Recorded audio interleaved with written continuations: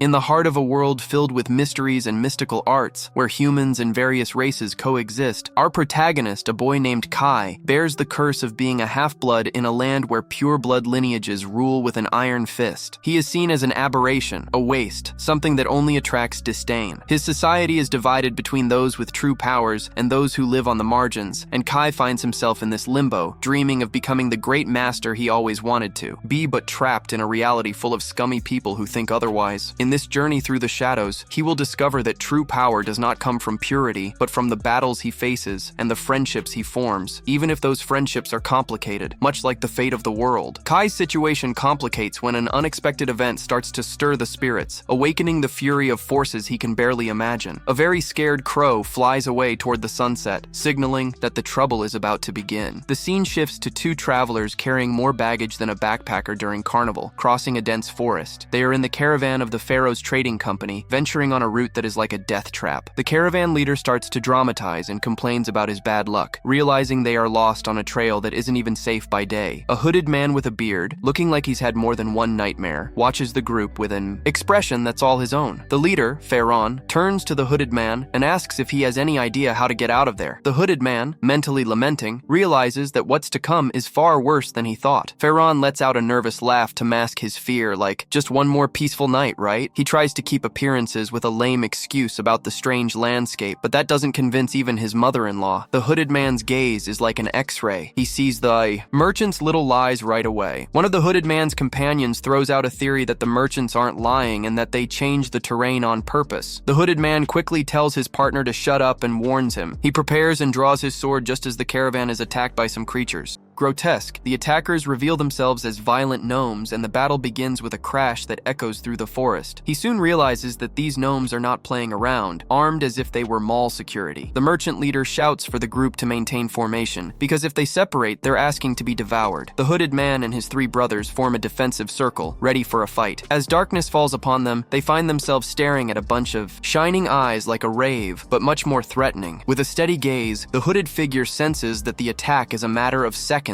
preparing for despair. The horde of monsters charges like a tsunami of ferocity, and the group struggles to defend themselves. The small group battles efficiently, their offensives tearing apart the beasts, but it's just the beginning. One companion nearly craps his pants, his shield unable to withstand a devastating blow from a furious gnome. Another companion crushes a fallen gnome, showing that he's not playing around. A well-aimed strike shatters a gnome's helmet, sending him to the ground unprotected. The red-haired warrior emerges like a hurricane, tearing through everything in the midst of battle. The merchants are in shock, not from the monsters, but from the brutality of their protectors. The red-haired warrior casts a bloodthirsty look at the merchant, silencing him with a psychopathic smile. The merchants, paralyzed by dread, only understand the message: stay quiet. As the last attackers fall, the warrior reminds his friends to stay focused. It's not over yet. The hooded leader observes everything coldly, warning that this was just an appetizer for what's to come. A chilling laugh echoes through the forest, and no, it's not stand-up comedy. The worst is yet to come. The panicked merchant points to the darkness, drawing everyone's attention to a new horror. A giant troll emerges from the shadows, making the warriors look like little figurines. The creature lets out a roar that shakes the ground and freezes hearts. The warriors realize the truth. The gnome attack was just a warm-up for this gigantic threat. The hooded leader grips his sword with bravery, determined to face this new monster with the ease of instilling fear. The troll tears a massive rock from the ground. Preparing to take them all down, the monster hurls the rock, forcing the group to scatter as if they had seen their ex's ex. The rock crashes down like a bomb, shattering everything beneath their feet. Panic engulfs the merchants, who realize that the formation has turned into a cowardly trap. The trade leader, in total despair, believes that his small group is hanging by a thread, but the hooded man is not shaking in his boots. His determination is envy-inducing. The troll grabs another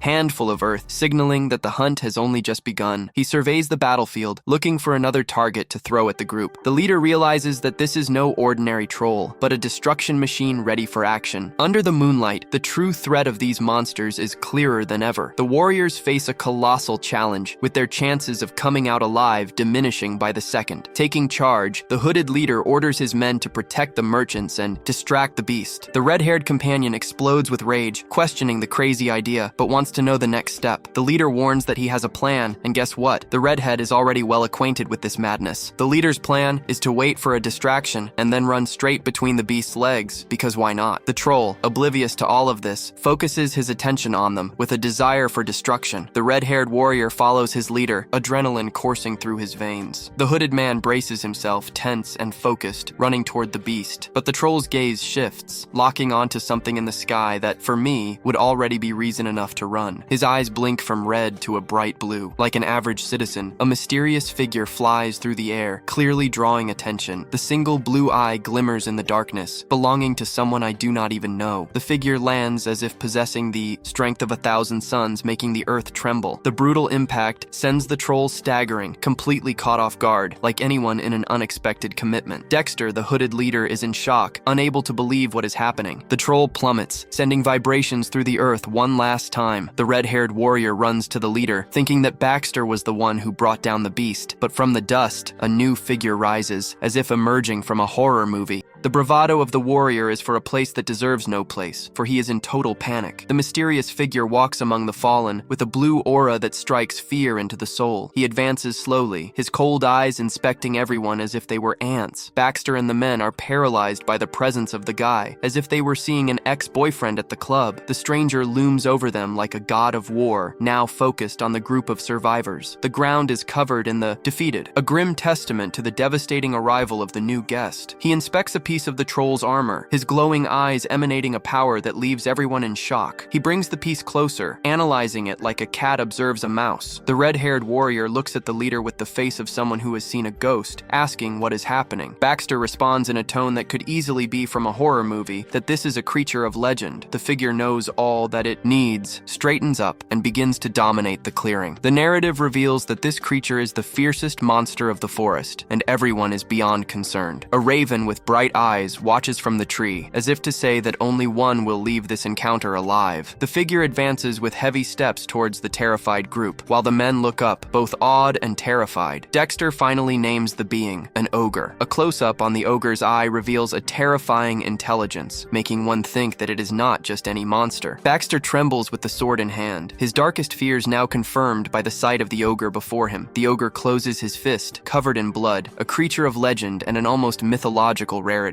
The guy recalls the stories about the ogre's strength and cunning, realizing he is face to face with a true predator. Meanwhile, the merchants are panicking, confused by the shadowy figure and the strange immobility of their protector. Baxter bites his lips softly, actively trying to devise an escape, but all options seem like a certain death. He knows that trying to escape is the same as throwing oneself into a deadly trap. The ogre merely observes them with its bright blue eyes and an unsettling intelligence. He lets out an exhausted sigh, but it seems more like weariness than a threat. And in an act that would defy logic, the creature extends its hand, offering to guide them the rest of the way. Baxter just stands there watching, speechless and trying to comprehend the incredible offer from the monster. The ogre speaks calmly, with a demeanor that contradicts his nightmarish appearance. He introduces himself to the warriors, leaving them in total shock. The merchants, still in panic, are taken aback when the ogre reveals he shares their blood. He introduces himself as Lion, a half-blood mixing the best of both worlds, human and ogre. The scene shifts to a remote region in southeastern Truvania. A tattered map shows the way to a hidden settlement in the treacherous jungle. Their mission is to reach the kingdom of Arnia, a fortress in a dangerous territory known as Hellpine. This kingdom is an isolated place, concealed within an unyielding forest. Finally, they arrive at Faren village, a well-protected village surrounded by a massive wooden wall. Dendem, a guard inn. The watchtower suddenly senses something coming from the darkness. The half-ogre lion leads the weary survivors, his immense presence cutting through the darkness. The guard sees the colossal figure emerging from the forest, and his face pales. He challenges the intruder with a tense and alarmed voice. Behind the unlikely guide, warriors and merchants follow, finally catching sight of the village lights. The merchant leader grumbles about his sore bones, while the red-haired warrior curses the fallen enemies. Dexter remains silent, observing everything attentively, his eyes fixed on the village and the new ally. They reach an imposing wooden barrier. The guard recognizes the ogre and asks who is with him. Lion calmly replies that he brought a trading caravan that has an agreement with the chief, but his explanation does not ease the tension. Everyone looks at the battle-soaked warriors. The guard expresses suspicion, noting the caravan's late arrival and the chance of an ambush. The leader of the merchants, explodes in rage, blaming the chief for the entire delay. This outburst only reinforces the guard's idea that they are just novices. The guard stands firm, stating that without proof they cannot enter to protect the village. In a fit of desperation, the merchant asks for the village chief to be summoned. to ensure that the lion scratches his head, contemplating the situation while appearing somewhat tired and suggesting to the guard that these people might be vital to the village's security. The guard grows curious and asks about urgent voices coming from the forest. The lion flashes a confident smile, promising to handle any issues these newcomers might bring. Baxter and his companions, weary, watch the tense negotiation from the sidelines, with their fates hanging in the balance. The group is finally brought to the village of Faren, surrounded by a massive wall. Under a starry sky, you can see a rustic and isolated community, a small village in the midst of the vast jungle. The destination is a brightly lit stone building, the village's headquarters, where the leaders await. Inside, a wooden mug is placed on the table as a sign that they deserve a break. The village hall is bustling, the red-haired warrior reflecting as the lion speaks with the elders. The village chief laughs, clearly amused by the lion's bold bravado about the outsiders. Another villager criticizes the chief for provoking, reminding him that the newcomers are already terrified. He praises Leon, acknowledging that the half-ogre saved the caravan from a tragic end. Baxter, the hooded one, breaks the silence, making it clear that he has a question. He brings up the defensive barriers back and forth, guessing what protects the village, and wonders if the defenses are ready for something much more sinister. Sensing the rising tension, he hopes he is wrong about his suspicion. He gets straight to the point. He wants to know if the chief is preparing for war, leaving the room chilled. The red-haired warrior looks on intently, everyone focused on the chief's response. The lion is confused by this sudden talk of war, while a villager notices Baxter's unfortunate timing. Baxter's gaze makes it clear that it's not just curiosity, he's validating an old suspicion. The chief's eyes narrow, shifting from tiredness to a deadly seriousness that weighs heavily in the room. He acknowledges the cruel reality of conflict, and among Baxter's group, like war veterans, there's a flashback, a frantic battle, a commander rallying his troops for a desperate attack. Amidst the chaos, the chief remembers his own history with war, a time when humanity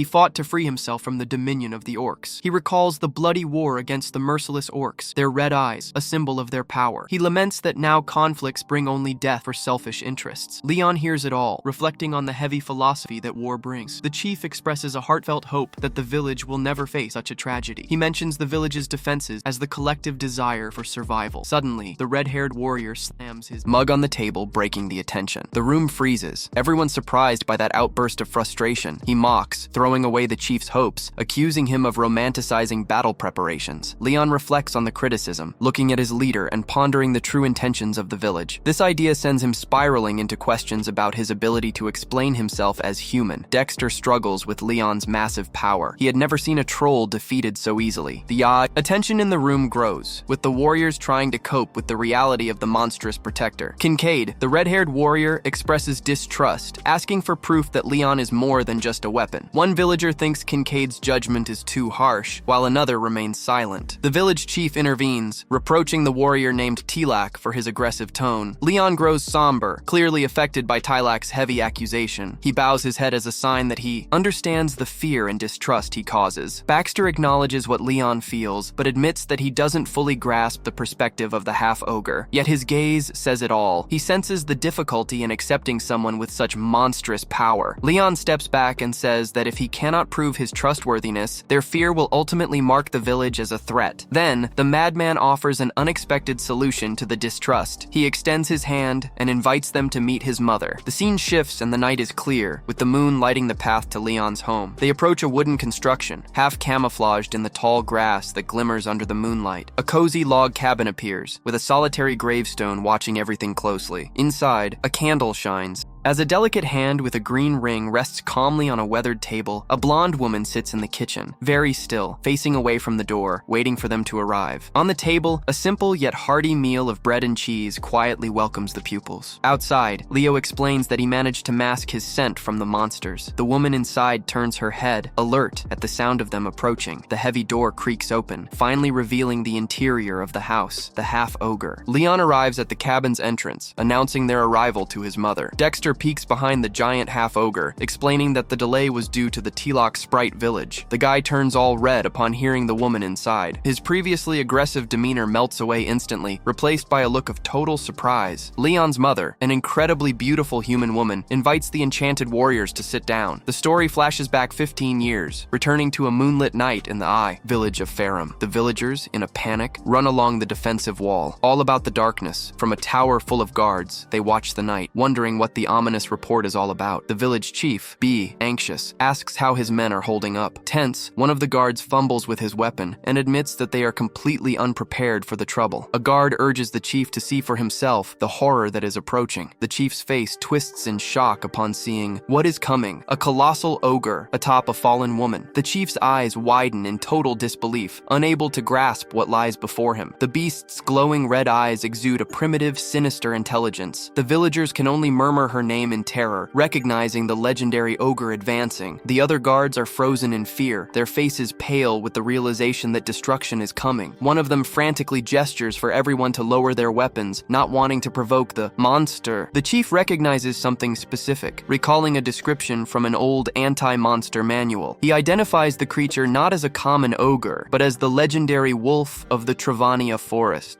The chief panics, realizing that the walls are worthless against a creature that can leap. But a younger guard says that the creature's power isn't even the strangest thing about this situation. He explains that, after observing, they've noted that the monster's behavior is utterly bizarre. The ogre stood over the woman for hours, a chilling and bizarre sight. The chief is non-responsive, unable to comprehend what is happening. The guard insists, asking if the manuals mention any reason beyond. Hunting the tower, the men continue their watch, observing the strange scene below. The ogre's red eyes seem to possess a certain intelligence, not just rage. Back in the present, the memory resurfaces, connecting the past to the current dilemma. The chief recalls the beast's red eyes, filled with sinister intelligence. That legendary ogre was there, looming over the victim, a terrifying silhouette against the night sky. The woman lay motionless on the ground, yet another victim of the monster's fury. But instead of finishing off its prey, the beast remained, gazing at her in a sinister silence. Then, it looked towards the village wall, noticing the terrified onlookers. The guards merely stared, completely baffled by the bizarre inaction of the monster. Suddenly, an incredible blue light erupted from the fallen woman, a shockwave of raw power. The explosion sent the colossal ogre flying through the air as if it were a rag doll. The villagers screamed in shock, unable to believe what they were witnessing. Then, the woman began to float. Suspended by a supernatural blue aura, the chief and the men were utterly stunned, faces filled with disbelief at the scene. Her hands trembled in the air, signaling that life was returning, pulsing with blue energy. After the explosion, she lay on the ground, miraculously alive, much to everyone's surprise. Returning to the present, the warriors enter the cabin, their expressions changing at the sight of the hostess, Leon's. Mother has a calm demeanor, completely human and incredibly elegant. The monstrous appearance of the lion melts away as he gets excited about the food, showing a smooth dynamic with his mother. Tilok, the fierce warrior, is completely disarmed by the robot on his face as he stares at the woman. She apologizes by the simple reception and scolds her son for not notifying her about the visit, where Leon tells his mother that the visit was a surprise. She expresses sympathy for their difficult journey, promising to be more attentive to her son's plans. She directly asks what brings them to their home, and Tilok, who had been aggressive, now silently observes, curious about the hostess. His eyes widen as he notices her accent, something that Baxter quickly picks up on. Her elegant speech is a clear indication that she is not just any villager, but someone important. The warriors sit in heavy silence, staring at the woman, who is clearly more than simple. Tilok clenches his jaw, realizing that the villagers and the woman share a subtle connection. She closes her eyes for a moment, as if understanding their unspoken suspicions. She acknowledges that her situation with Leon is anything but normal. She knows that any explanation may go unheard, given the bizarre things they've already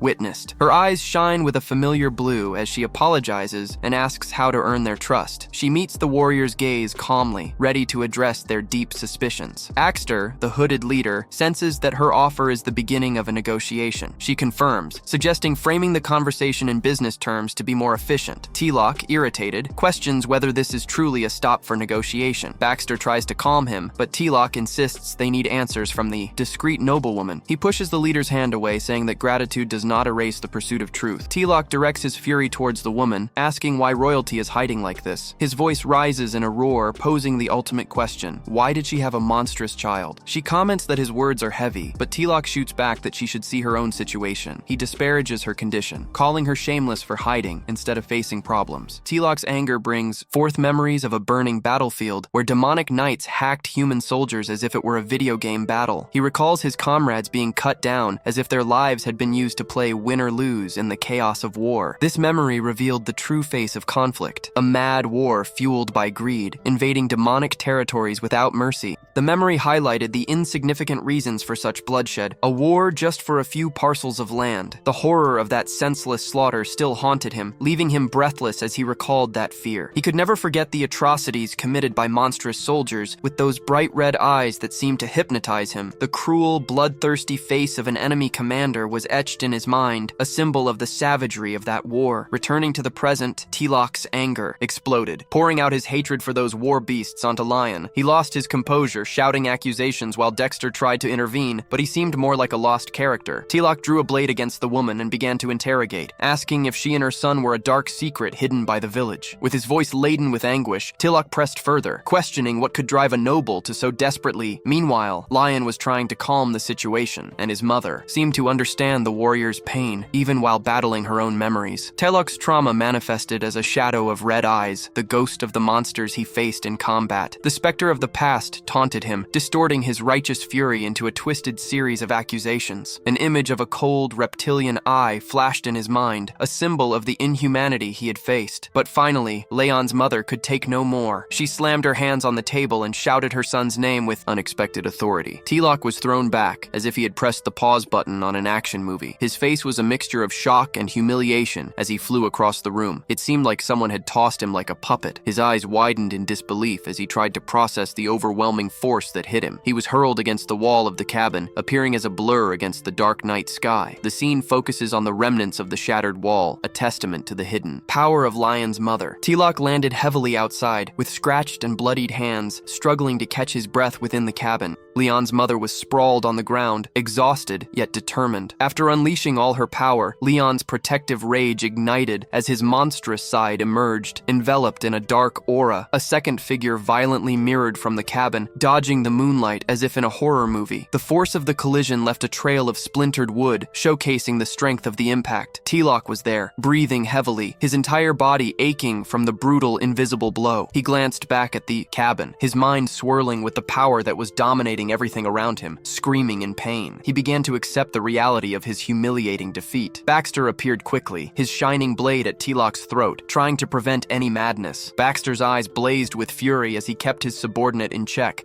weighing each action. Leon's rage subsided, replaced by a growing horror as he realized the consequences of his actions. His monstrous features softened into pure shock, his eyes expressing regret for his outburst. He stood frozen in the damaged doorway, staring at his mother who had fainted after all the effort. From the ground, she weakly called his name, encouraging him to pull himself together. Her voice brought him back to reality, and he immediately knelt down, worried for her. Baxter sliced through the attention with his sharp gaze, directly confirming the Half-Ogre's name. The hooded leader, now outside, focused entirely on Leon, analyzing the family dynamic. Baxter sheathed his shining blade as the woman tried to recover from her faint. Inside the cabin, Leon's bright eyes widened, Baxter's question catching him off guard. Leon's monstrous features twisted in anguish as he made it clear that his rage was not solely for his mother. Baxter, with his blade ready, explained that the sword was not meant for the woman, his penetrating eyes fixed on Leon. He announced that the true target was the one who looked like a monster. He launched himself in a blur of motion, the shining sword aimed directly at the Half-Ogre. From the ground, Leon's mother screamed his name, her face filled with terror. Baxter calmly stated that he had controlled the force solely to dominate Leon, without causing harm. The blade struck Leon's arm. As his mother watched helplessly, a dark energy exploded upon impact, Leon's eyes gleaming dangerously. Baxter's confidence shattered his smile, turning into a mounting panic as he realized this was very bad. The warrior's powerful strike barely scratched the lion. The blade failed to pierce his monstrously tough skin. Baxter understood with rising horror that his blade was useless, but Leon did not attack. Leon's furious gaze was fixed on something behind the warrior. Dexter desperately tried to warn him, realizing that Leon was charging towards his own mother. A brutal punch sent the hooded leader flying away, his warning cut short by the force of the impact. The blow shattered the air, a testament to Leon's monstrous and unrestrained strength. Baxter was thrown out of the cabin like a cannonball, completely overpowered by the furious Half-Ogre. He fell to the ground, dazed, trying to comprehend the raw power he faced. Leon stood there, a terrifying silhouette against the full moon, ready to end the fight. In hand, he came down like a meteor, his claws and monstrous form preparing for a devastating strike. The ground ground exploded in a wave of force when Leon's attack landed, leaving a trail of destruction. Rising from the crater, Leon became a dark beast with bright red eyes locked onto his target. Baxter's eyes reflected Leon's monstrous form, already planning his next move. Despite the chaos, Baxter stood firm, his gleaming blade ready for confrontation with Leon. He watched with a dark admiration as, even amidst his fury, Leon had the sense to take the fight outside. The furious half-ogre charged again, a blur of unrestrained pure strength. Extremal managed to dodge the brutal attack, the force of the blow sending shockwaves through the air. He agilely weaved away from the next strike, his own blue energy glowing around him as he moved. The warrior repositioned himself with incredible speed, moving through the moonlit clearing. Baxter tried to assess the situation, questioning whether Leon had ever considered the danger his rage posed to his mother, but his words were lost.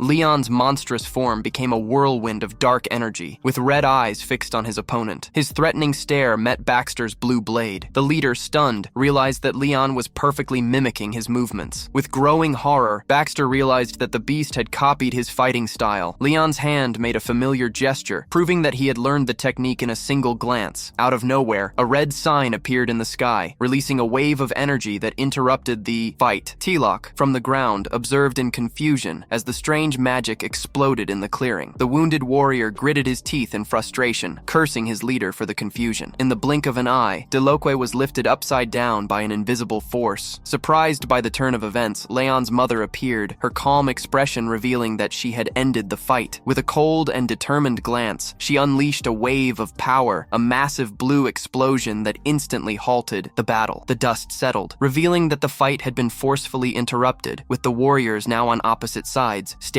at their bloodied hands. The mist of rage began to envelop Baxter, who scrutinized Leon closely, noticing the change in demeanor of the half-ogre. The hooded leader unveiled that Leon had copied his movements and prepared a counterattack. Astonished, he realized that this feat had been accomplished amid Leon's uncontrolled fury. Baxter displayed a glowing green pendant, stating that it was what saved Leon from his attack. He held the artifact, impressed by its ability to control such a threatening creature. A flashback showed the mother using the pendant to tame Leon, revealing how incredible she is. Leon's monstrous features twisted in regret as he regained his senses. Baxter shared his caution, mentioning the Kincaid group and their mission to prevent half-bloods from becoming weapons. He apologized, saying that Leon's case had made him overly sensitive and harsh. The warrior promised to keep Leon's secret, understanding that he was not a monster, but a controlled child, and offered to return the pendant. Leon's mother's voice cut through his confusion, pulling him from the trance. The weight of his actions hits him, horror and self-reproach in his eyes. She opens her arms, offering comfort and forgiveness in silence. With a gentle smile, she calls to him, encouraging him to come close and rest. The half-ogre steps towards his mother, seeming almost childlike in her presence. He surrenders to her embrace, finding solace in the one person who truly understands him. Overcome with regret, the half-ogre weeps, his features softening as his mother comforts him. The consequences of the struggle envelop the clearing in a mystical fog, with lights floating in the air. The wood from the destroyed cabin floats in the water, a reminder of the unleashed power. Meanwhile, Tilok begins to regain consciousness, dealing with the aftermath of the explosion. He grits his teeth in frustration, injured and bloodied, cursing the humiliation. A bird flies in the moonlit sky as Tilok's anger shifts to resignation, holding hope for the next morning with birds over the sunlit mountain range. Back in the cabin, the morning light reveals the hastily repaired home, a reminder of the events of the night. Inside, Lion's mother is already hard at work, preparing a meal, steam rising from a pot. She serves a hearty stew in a bowl, an act of affection after the night of chaos. With a steady hand, she arranges a bowl, maintaining a calm expression. A simple yet robust meal, offering peace after the night's conflict. She lingers over the generous breakfast as morning light pours into the cabin. A subtle scar marks her face, reminding that her past is more complex than it seems. Later, absorbed in a book, she reveals a hidden scholarly side. The scene shifts to a sunlit forest, where rays of sunlight pierce through the trees. Lion looks up, his monstrous features softened by the morning light. He is alone in the clearing, with his axe, a silent guardian of the forest. He watches the warriors retreating, lamenting that the return will be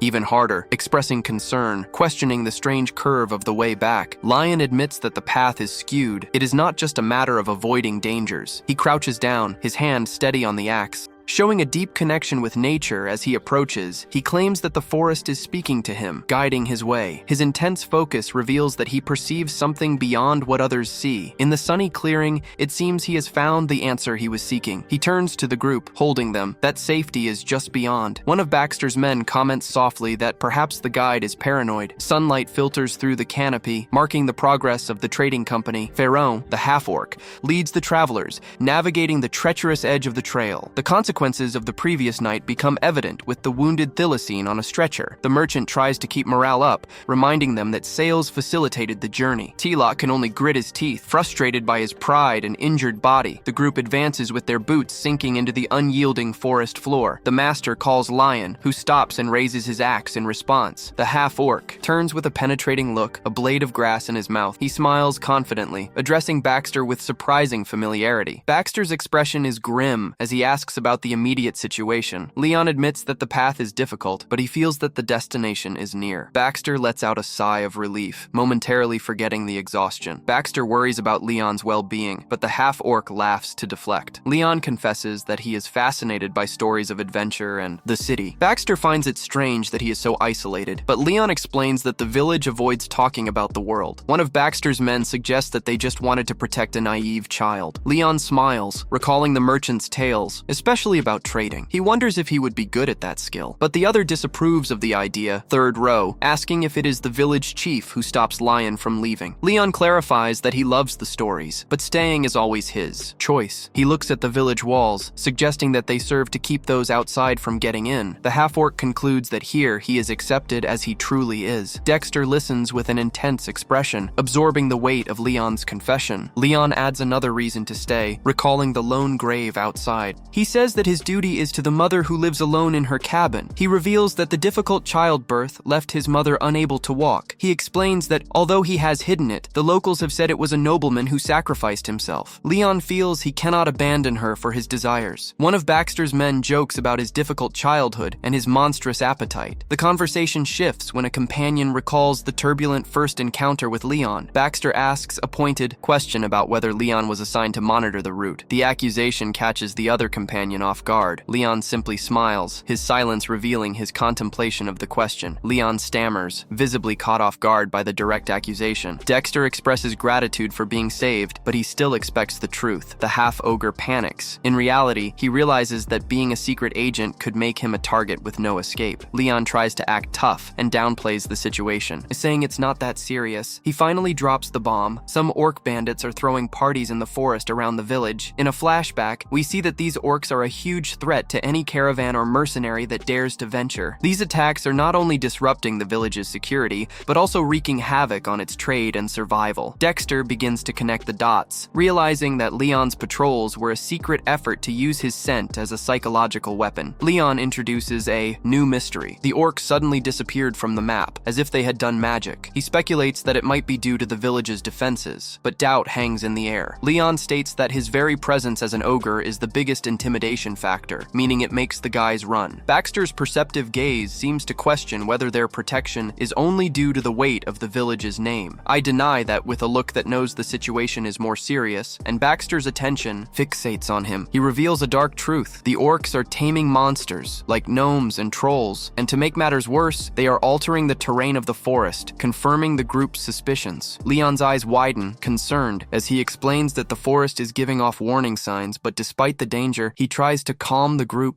saying that this isn't the first time they've faced such a mess. He promises he'll handle whatever crap comes up, but his companion's insecurity still hangs in the air. Cut to a walled city on the horizon, signaling that the end of the journey is near. Finally, Lyran points to Lyran, and with that, congratulates the travelers who survived this path full of quirks. Baxter calls Leon, who has a slightly scared expression, looking back. The hooded leader thanks Leon for his protection, acknowledging the bond they've built. A friend jumps into the conversation, hoping that Leon's desire to explore the world beyond beyond the village will come true. Leon averts his gaze, sighing, wondering if he'll ever break out of this routine. The guy suggests that a traveling circus would be good, but laughs at the idea that even they would want an ogre. The merchant leader takes offense, filled with pride, at Leon, surprised by his worldly knowledge. Leon raises his hand, signaling a farewell. Silence. He watches from the trees as the group calmly enters the city. Mission accomplished. A thoughtful look dawns on him, now left with the sounds of the forest as his company. Leon's expression hardens with a new determination, the adventure outside the forest leaving its mark. Suddenly, he turns towards the dense forest, worried about what might have happened to his village, and the only question pounding in his head is everyone safe at home? Then, a shadowy figure with bright eyes emerges from the depths of the forest. Leon feels the new presence, tense as he observes the darkness around him. The new guy introduces himself as an elf, with a smile that is unsettling. Nearby, another creature with horns crouches, ready to attack. A burst of blue light shines in the forest, announcing a lightning-fast attack. The story jumps back 8 years, showing a peaceful Faren village. A much younger Leon looks up, surprised by someone calling his name. A guy sits with the young half-ogre on the hill, asking how old he is. The man is astonished to learn that Leon is only 5, eyeing his giant size. He jokes with the boy about his rapid growth, saying he must be eating too much. Meanwhile, Leon's mother appears, all focused, deboning meat. With a determined expression, the man explains that Leon, the lion's mother, is preparing for something serious. While tending to the cattle, he strokes the boy's hair, showing that they have a bond of friendship. The man looks at Leon with nostalgia, saying that he reminds him of his younger self. He recounts a tragic situation, fleeing the forest after losing everything to the nobles. The memory shifts with the sunlight coming in, revealing his youthful self. The boy, frightened, comes out of his hiding place in the forest. He sees the village of Faren for the first time, as if it were a beacon of hope in the jungle. The man shares that he was only 10 years old when he had to run far away. He remembers crying in the arms of a stranger, utterly exhausted and defeated. Returning to the reality of the flashback, he tells young Leon that Faren is, like, the only village that would accept them. He points to the village and states that everyone there is messed up in some way. Their relationship, he concludes, is made of pain and overcoming. Together, the scene shifts to the future, with the sky taking on a sinister red hue, a bad omen. Now an older lion looks up at the sky, breathing heavily, filled with distrust. He stands before the village wall, shocked by the new strange atmosphere. An adventurer in the forest, he senses a strange silence, with no sign of the usual monsters. An anxious thought invades his mind, and he desperately calls out for his mother. His face contorts in pure fear as he flees through the forest toward home, imagining his house, the only memory of what he is about to lose. A wave of relief washes over him when he sees that the strange red mist hasn't reached the cabin, but this relief quickly evaporates when he notices a new chilling detail. He sees a low fire burning, but the flames sound oddly cold. He takes a deep breath, sensing a strange smell in the smoke that alerts his senses. His face reflects an escalating horror as he recognizes what that smell means. The burnt logs, mingled with incense, chill his blood. He pieces it together. The fire is a trap, a tactic to mask the scent of an approaching threat. He pushes the confusion aside, focusing on one mission: to get back to the village before the shit hits the fan. A voice emerges amid the chaos, and young Leon's eyes widen in recognition. He turns around, his face in shock. Realizing the destruction around him, the forest is on fire. The ground, marked by signs of a brutal attack, makes his worst nightmares come true as he finds his friend Nelson injured and leaning against a tree. The man in crisis can barely speak, calling the young half-ogre with a voice nearly fading away. Nelson's gaze passes over to Leon, his face grim as he feels his strength draining. Leon rushes to help, his hands trembling as he desperately tries to offer aid. He suggests they go back to the village in search of salvation, his voice overflowing with panic. But Nelson grips the boy, aware that he has one last important warning to give. He holds onto the boy's arm, trying to keep his head together, no matter the horror that may come. One last warning, cast from Nelson's hand, falls as his life slips away in the flames. The young half-ogre kneels in the burning clearing, the weight of the tragedy of losing his friend crashing down on him like a stone. He stands still for a moment, with embers dancing around him, while the sinister truth settles in. Leon rises, trembling, caught between pain and a fury that is about to explode. A solitary raven, a soul of wicked prophecy, watches from a charred branch, screaming as if it knows the future. The half-ogre's face contorts as he finally uncovers what his friend's last words really meant. The memory of Nelson's kindness haunts him, a memory of better days that only heightens his anguish. The pain inside him glows with a shining blue energy, his eye gleams with a power that instills fear. Fueled by a desperate rage, he bolts through the burning forest, a true blur heading toward his home. Meanwhile, in the village, the archers are already on the front line, their bows drawn tight, ready for anything that may appear. From atop the wall, the defenders look down, faces like those who have seen the devil. Under a blood-red sky below, a colossal horde of orcs and trolls gathers, poised to attack as if there were no tomorrow. The monsters climb circus-like ladders, determined to break the village's defenses, as if they were going to knock down the door to their own home. A young village chief shouts orders to the crowd, warning that the wave of enemies is approaching. Another defender screams out a strategy, asking the archers to focus on the trolls carrying the ladders with their bows drawn. The chief states that his men are ready to shoot arrows with the force of a hurricane. A defender wonders how simple bandits became such an organized army,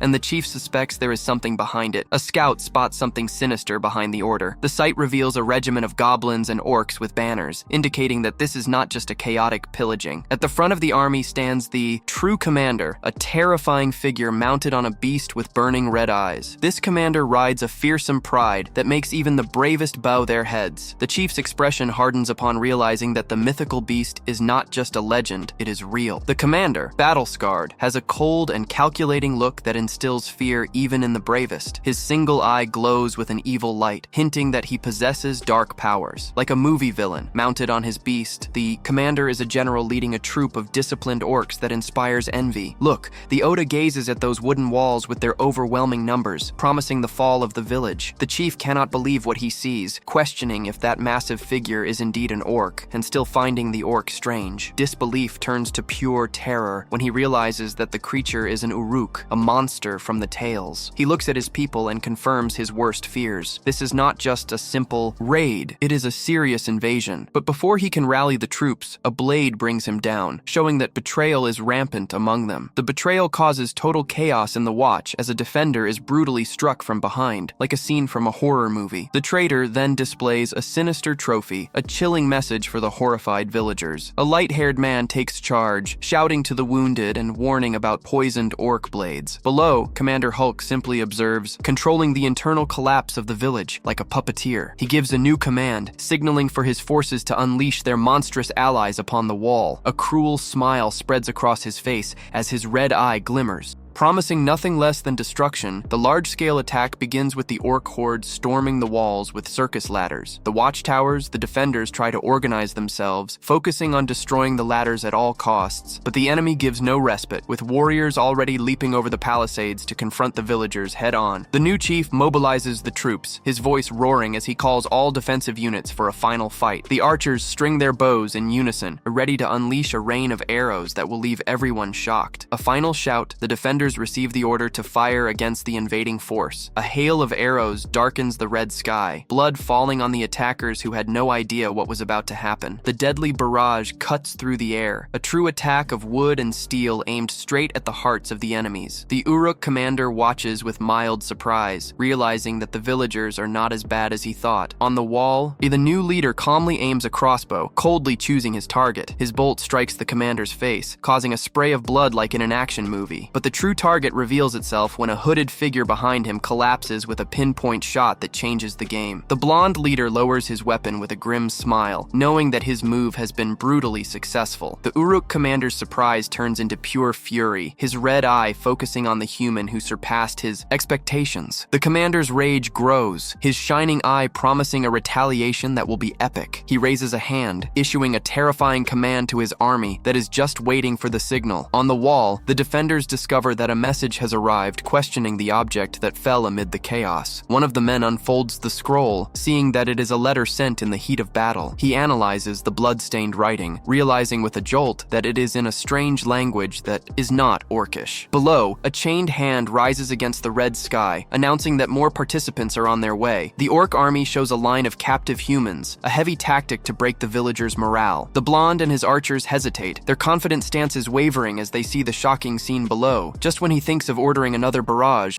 a scout frantically points out the identity of the prisoners. The defenders' faces pale as they recognize the captives, the young scouts who had gone missing. The blonde one realizes that one of the captives is the injured boy named Daryl. His heart clenches. The blonde leader shouts for his men to hold their fire, seeing the enemy's cruel plan. His face is marked by cold sweat and disbelief, paralyzed by the unbearable choice that is in his hands. Below, Commander Uruk watches impassively, using the very citizens against themselves like true puppets. More familiar familiar faces appear among the prisoners, each one a blow to the morale of the defenders. A soldier alerts the chief that the enemy is pressing against the main door, forcing a decision to be made. The leader stands still, gritting his teeth as he fights against the pressure of his responsibilities. But suddenly, a defender springs into action, tired of waiting for orders that may never come. A small, fearless group of villagers descends from the wall, ready to take the situation into their own hands. Their new leader rallies the crowd for one last desperate stand, urging them to defend the door at all costs. One defender pushes himself to the limit, trying to hold an improvised barricade against the door. Another villager screams in frustration, realizing they are cornered, with no time to secure their only entrance. A warrior watches in disbelief, wondering how such a well-executed attack could have gone unnoticed. He realizes this is different from any monster they have ever seen. Aware that the enemy has a plan outside, the orc army reveals its trump card, the colossal wolf-headed ram, glowing with devastating power. The ram advances heavily, aiming directly at the wooden door of the village like a force of nature. The desperate defenders prepare for impact, knowing their bodies will be the last line of defense. The door trembles under the monumental force, causing the villagers to stagger as their resistance wanes. When the door splinters, Commander Uruk silently appears in the breach, about to invade. One of the orc soldiers observes the chaos with grim satisfaction, admiring the destructive tactics of the battle, and the traitor gives a chuckle, confirming that he will fulfill his promise to aid in the hunt. From Commander Uruk, the orc army continues to attack fiercely, climbing the village walls without heeding anything. Amidst the chaos, the captured villagers appear as trophies, with expressions that scream despair. The few defenders look at their paralyzed leader, pleading for a decision before it's too late. Ken, the blonde leader, clenches his jaw tightly, grappling with a choice that seems impossible. He is frantic to see his own son among the captives, with a look that begs for help. One defender tries to convince him, acknowledging his suffering but stressing that the village needs a solution. Ken remains silent, his head down, the weight of responsibility almost crushing him. Finally, he agrees that they must shoot, but confesses that he cannot give the order. The second-in-command accepts the grim burden, apologizes, and prepares to give the dreadful order. As an alternative, he orders them to shoot. The orc commander watches from below, with humans used as shields to break the defenders' morale. A cruel smile spreads across his face, savoring the insane choice he forced upon them. But before the arrows fly, a figure emerges from the wall, leaping with powerful energy. It's Leon, his pain transformed into pure rage as he wields a colossal weapon. Commander Uruk looks up, and his surprise quickly turns to amusement as he recognizes that his true target has finally arrived. Leon descends like a meteor, smashing into the ground and creating shockwaves in the ranks of the enemies. The commander smiles, welcoming the young half-ogre to the battlefield he has so carefully prepared. Before the orcs can act, a blue light shines from the sky, aiming for the heart of their formation. The explosion detonates with incredible force, scattering the monsters like leaves in the wind. On the wall, the archers are in shock, the attack completely forgotten in the face of the surreal scene below. Leon carves a path through the chaos, weapon in hand, a blur of motion amidst the blue energy. The blonde leader watches from the wall, recognizing the young half-ogre in battle, while Commander Uruk and his forces remain steadfast, utterly indifferent. An orc confirms that the true intention of this attack is revealed. It was to attract Leon, the commander, cruelly challenging the half-ogre and eager for his next move. Leon focuses on a captive, the scout Daryl, who watches him with hope in his eyes. Suddenly, Commander Uruk lunges forward, not towards Leon, but at the helpless prisoner. Leon intercepts the blow with his body, protecting the prisoner as the battle erupts in violence. The scout, now saved, watches in horror at the half-ogre who took the hit for him. Leon realizes that the captive is one of his own villagers. Commander Uruk remains cold and indifferent to the dramatic arrival of the half-ogre. Leon positions himself protectively over the fallen scout, challenging the monstrous general. His shock quickly transforms into primal fury, his face contorted in rage. Behind him, the young scout lies on the ground, a victim of the commander's cruel plan. The two powerful figures face off in the blood-soaked clearing, a tense atmosphere surrounding them. The commander's red eye glimmers with amusement, clearly taking delight in the tragedy unfolding. Leon roars as he prepares to strike. His defensive stance morphs into pure aggressiveness. Commander Uruk reacts first, a blur of speed, delivering a devastating attack. Leon counters with equal ferocity, his power colliding with the warlord's blade. The commander's cruel smile widens, his red eye shining with the promise of pain. He executes a brutal strike, his dark aura following the movement of his massive axe. The devastating blow connects, leaving a red trail in the crimson sky. The commander sarcastically mocks Leon's fighting technique, surprised that he knows something about knighthood. He advances, his own movements a blur of pure strength and unrestrained fury. But Leon's eyes burn with uncontrollable uncontrollable rage, his monstrous nature awakened by the battle. The blows collide in a brutal shock, shaking the battlefield beneath their strength. Leon unleashes a wild strike, his pain and anger focused into a devastating attack. Leon holds himself steady, his eyes blazing with a mix of pain and unbridled fury. The commander laughs disdainfully. In other words, Lion's total counterattack was a joke to him. Lion's eyes illuminate in blue, a sign that the battle is far from over. The warlord mocks, jeering at Lion's lack of experience.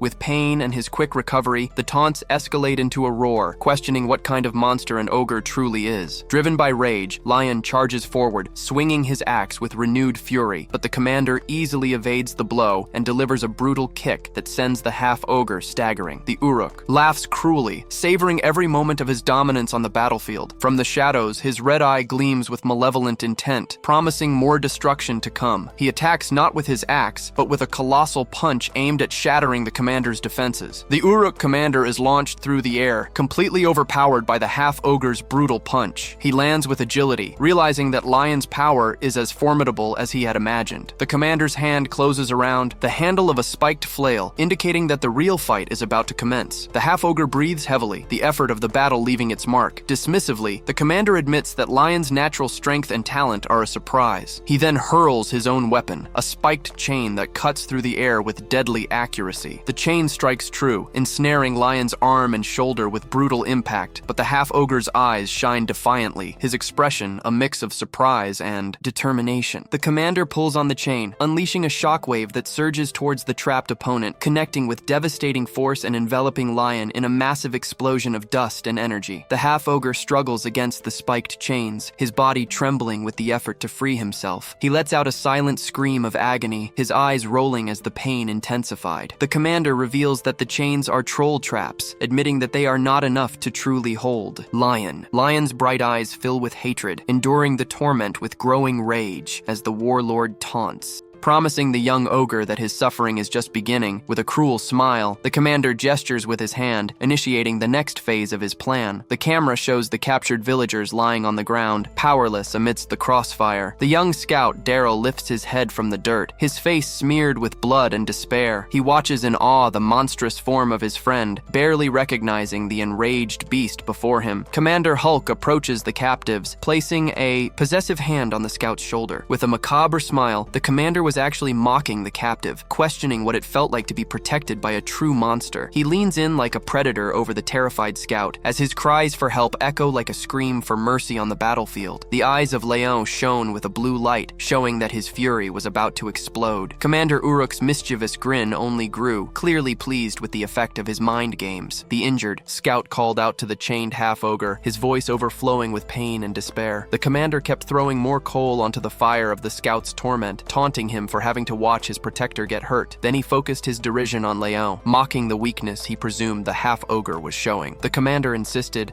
that despite all of Leon's power, he would never escape the humanity that bound him. To reinforce his point, he aimed at another powerless captive, preparing to strike again. The two warriors stared each other down, one completely mocking and the other with unwavering rage. Leon's blue eyes shone, his determination growing as he resisted the commander's psychological warfare. The orc struggled against the thorny chains, trying to contain the colossal power of the half-ogre, but in a moment of sheer strength, the chains shattered, leaving the commander with that look of frustration. Now, unrestrained, Leo charged forward, his eyes locked on the commander as he began a fierce battle. The commander revealed his true intent, to break Leon's spirit, transforming him into a mindless beast. But Leon was not to be trifled with and swiftly pulled his hand back, ready to counterattack. He grabbed the commander's weapon as he moved. Stopping the deadly attack with his free hand, using the momentum of Commander Leon, he swung him through the air like a rag doll. Commander Uruk was thrown far away, his expression a mix of shock and fury at having been brought down so easily. Leon grasped the captured weapon, his fingers white from the strength, while claiming it as his. The orc army and their captives could only stare in shock at the turn of events. Armed with the commander's spear, Leon prepared for a new attack, his eyes shining with a terrifying light. A memory flickered in his mind, the desperate warning of his friend's last words. The image of his friend on the brink of death was a severe reminder of the danger of letting anger take over. Commander Hulk watched with a dark admiration, realizing that a true ogre was awakening. He explained that the smell of battle only fuels an ogre's thirst for blood, like a fuel, as if a switch had been flipped. Leon's eyes glowed red, his monstrous instincts threatening to overtake him. The commander merely smiled and asked if Leon felt the shift in the atmosphere of the battle. He stated that he was drawing power from the ground they stood on, already saturated with carnage. Leon's eyes narrowed, a silent confirmation exchanged between the two warriors. The commander, with a bloodied smile, revealed a shock. He was also a hybrid, just like Leon. The scene cut back to the village wall, where the horde of orcs continued to attack relentlessly. The remaining archers held their positions, determination etched on their faces. The warlord questioned the logic of creating such a powerful hybrid in an isolated valley. It made sense. Leon struggled to catch his breath, the course of the fight weighing on his monstrous face. The commander seemed completely at ease in the chaos. He then posed a chilling question. Why had a prize like Leon been hidden for so long? The two hybrids locked eyes, the heavy atmosphere thick with tension for the great final confrontation. A flashback brought forth the commander's infamous past, the legendary Uruk of the ravaged lands. The commander's story unfolded in the war-torn lands of Travania, where human-orc hybrids made their fame. He was one of those hybrids, a warrior who inherited immense abilities. The best skills of the orcs were in mastering everything in combat, weapons, leadership, and unconventional warfare. However, their existence depended on lost shamanic rituals, keeping their numbers always low. After the wars, these elite soldiers were broken, forced to find new ways to survive. To make ends meet, they sought deadly hunts, facing giant monsters in exchange for cash. Their little group of mixed breeds became an arena unit, navigating together through treacherous lands. The young commander led them fiercely, always keeping an eye on the horizon for the next conflict. A brutal encounter in the canyons cost him an eye, a scar of war. Even wounded, he stood firm when a massive beast emerged, ready to wreak havoc. He faced the colossal creature as if he were a guardian of his territory, bloodied but defiant. But the clash didn't end well. They crossed paths with a greater power. The giant ogre lifted him into the air as if he were a toy. This giant was no ordinary one, but the legendary ogre who had committed the massacre on the central continent. The commander and his small group were forced to prepare for a desperate and hopeless fight. They charged forward, a little group facing a living mountain of muscles. The battle erupted on a remote peak, a clash of power under the light of the full moon. But in the end, only silence remained and the discarded weapons, a dark testament to what had occurred. Only one of the mercenaries survived that conflict, the Ao. Commander rose, broken, in the center of his defeat. The name Uruk, which once represented a race, was now solely his. He became the last of his lineage, a living monument to his comrades. Years later, the story shifts to a peaceful forest, far from his desolation. However, a familiar beast with red eyes lurked in the tall grass, signaling the return of Uruk. The commander was now leading a new army, continuing his journey. For years, he had monitored a specific village, watching over a forest. In the kingdom of Arnia, a threatening and imposing presence. Revenge became clear, to watch over the offspring of the ogre that destroyed his people. Back in the current battle, the orcs formed a tight circle around a lion. A soldier charges with a dagger, ready to find a weakness, while the others restrained the half-orc. The orcs closed in on Leon, tightening their formation like a vice. Leon became a whirlwind of violence, taking down any soldier that came too close. The tactics against monsters proved futile against the half-orc's fury. With a guttural roar, he surrendered to his instincts, his eyes shining with pure adrenaline. The commander watched the massacre with a detached expression. The orcs began to doubt, realizing they were merely throwing their lives away against an unstoppable force. The commander shifted his gaze to the village wall, with an expression that no one could decipher. In the watchtower, the defenders were paralyzed, murmuring in disbelief. Those watching with complete astonishment perceived the true nature of the hidden boy. A soldier noticed the tactical shift and questioned whether they should act, as the entire enemy army surrounded their only champion on the wall, as he could only believe what he saw. As Leon transformed into a true hurricane of destruction, carving a path through the horde, Commander Uruk charged like a madman, swinging his spiked chain and throwing soldiers aside in a devastating arc. But suddenly, his assault was interrupted, and a look of surprise crossed Uruk's face as Leon seized the deadly chain with his bare arm. The half-orc stood firm, the axe embedded in the ground, effortlessly holding the commander's weapon as if it were a toy. A close-up of Leon's face showed his eyes glowing with a dark light,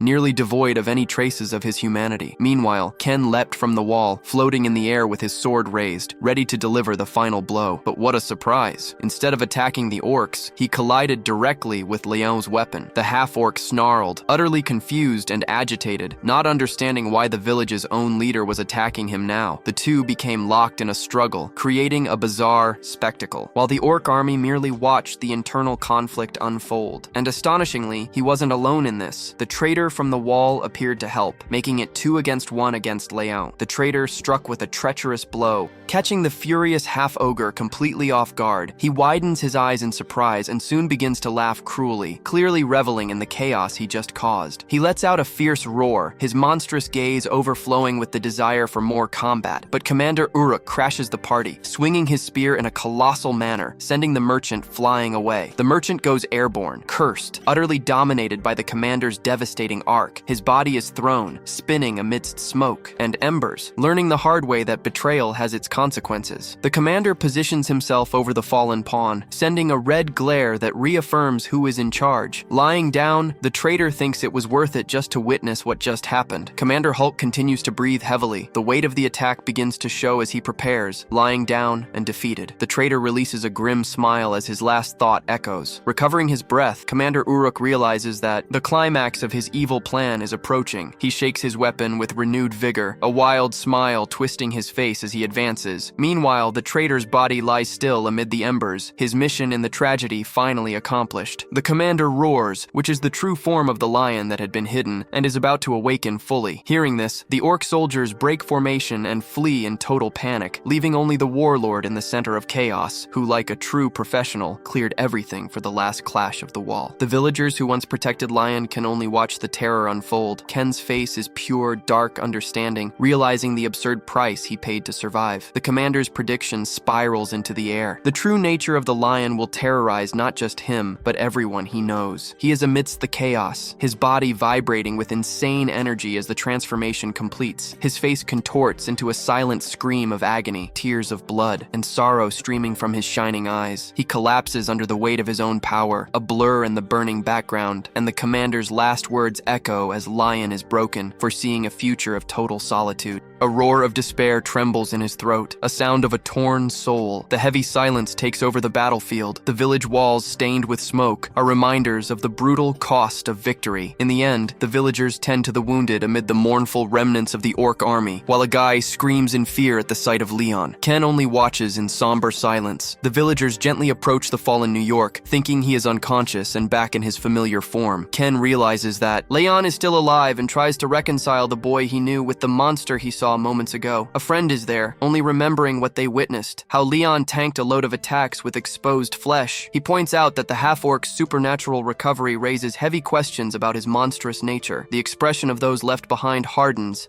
The terrifying implications of all this power of Leon become clear. They discuss whether he can recover from the brutal neurotoxins of the orcs, knowing they need answers. But a wounded survivor appears and suggests interrogating another prisoner instead of risking waking the monster. The villagers surround the fallen Uruk, debating whether he is still a threat or not. The commander taunts, saying he is almost dying and ready to talk, since he has nothing to lose. The defender soon warns Ken not to fall for the warlord's manipulations, reminding him how he had done well with the bandits. Ken ignores all this and flies into the confrontation, questioning the commander about the letter he deduces was meant for Leon. He points out the flaw in the Uruk's vengeful plan. The lion never left the forest to make enemies. He was just a boy. The village leader tries to piece together the real reason why the lion was targeted. With a weak laugh, the commander agrees to spill the beans, satisfied that his revenge is complete. He begins to undermine Ken's confidence, revealing that he failed to hide the half-orc. At this point, the commander scoffs at their naivety, to the extent that while they were hiding, they were blind to the world. As he speaks, a giant blue eye glows in the dark, revealing an observer who had been hidden. The commander warns that the legendary ogre who destroyed the central continent is back. With pride and surprise, a mythical blue dragon is controlling the movements of the ogre, while the others are stunned, unable to comprehend why such a powerhouse would appear out of nowhere. The commander clashes with anyone who says he should understand the nature of ogres. He sets it straight that ogres fight to their last breath. Without fail, they are brutish to the end. What he said made Hulk recall a noble woman being devoured by a monstrous hand. He wonders why such a famous killer would submit to anyone. Uruk admits that this doubt was the beginning of his obsessive hunt. Lying down and defeated, the commander ends his story, with revenge seemingly completed. He leaves a disquieting reflection. All of this started because of a single human woman who is Leon's mother. Not even his friend is left without knowing how to process the bombshell revelation from the commander. Uruk explains that he recognized the killer's scent in Leon's mother, something that never left his mind. He confesses his obsession, believing that only he should hunt the half-blood. To that end, he gathered the orcs and stirred chaos in the forest to trap Faren in a labyrinth, isolating him from the world and any rival, keeping everything under control. He laughs at their false sense of security, saying the barrier only made them dumber. Ken's face wrinkles in fury as he realizes that their defenses are useless against an enemy who commands his own land. The commander laughs at their naivety, asking how they thought they could hide such a powerful being. A flashback of the battle with the killer ogre suggests that Uruk's quest is more than just revenge. Like those who have just bitten a lemon, he reveals that vengeance for his comrades may not be his true motive. The commander questions his true intentions, wondering if, deep down, he doesn't just want to turn Leon into a pariah, just as he feels. We return to the present, and, for a change, a pair of eyes slowly opens in a dark room with a tense atmosphere. Hulk's voice echoes in the environment, asking if Ken really saw Leon's terrifying transformation. A horrifying image of Leon's monstrous form invades the mind of the village leader, like a horror film he can't turn off. The memory shifts now, showing the crazed eyes of the beast.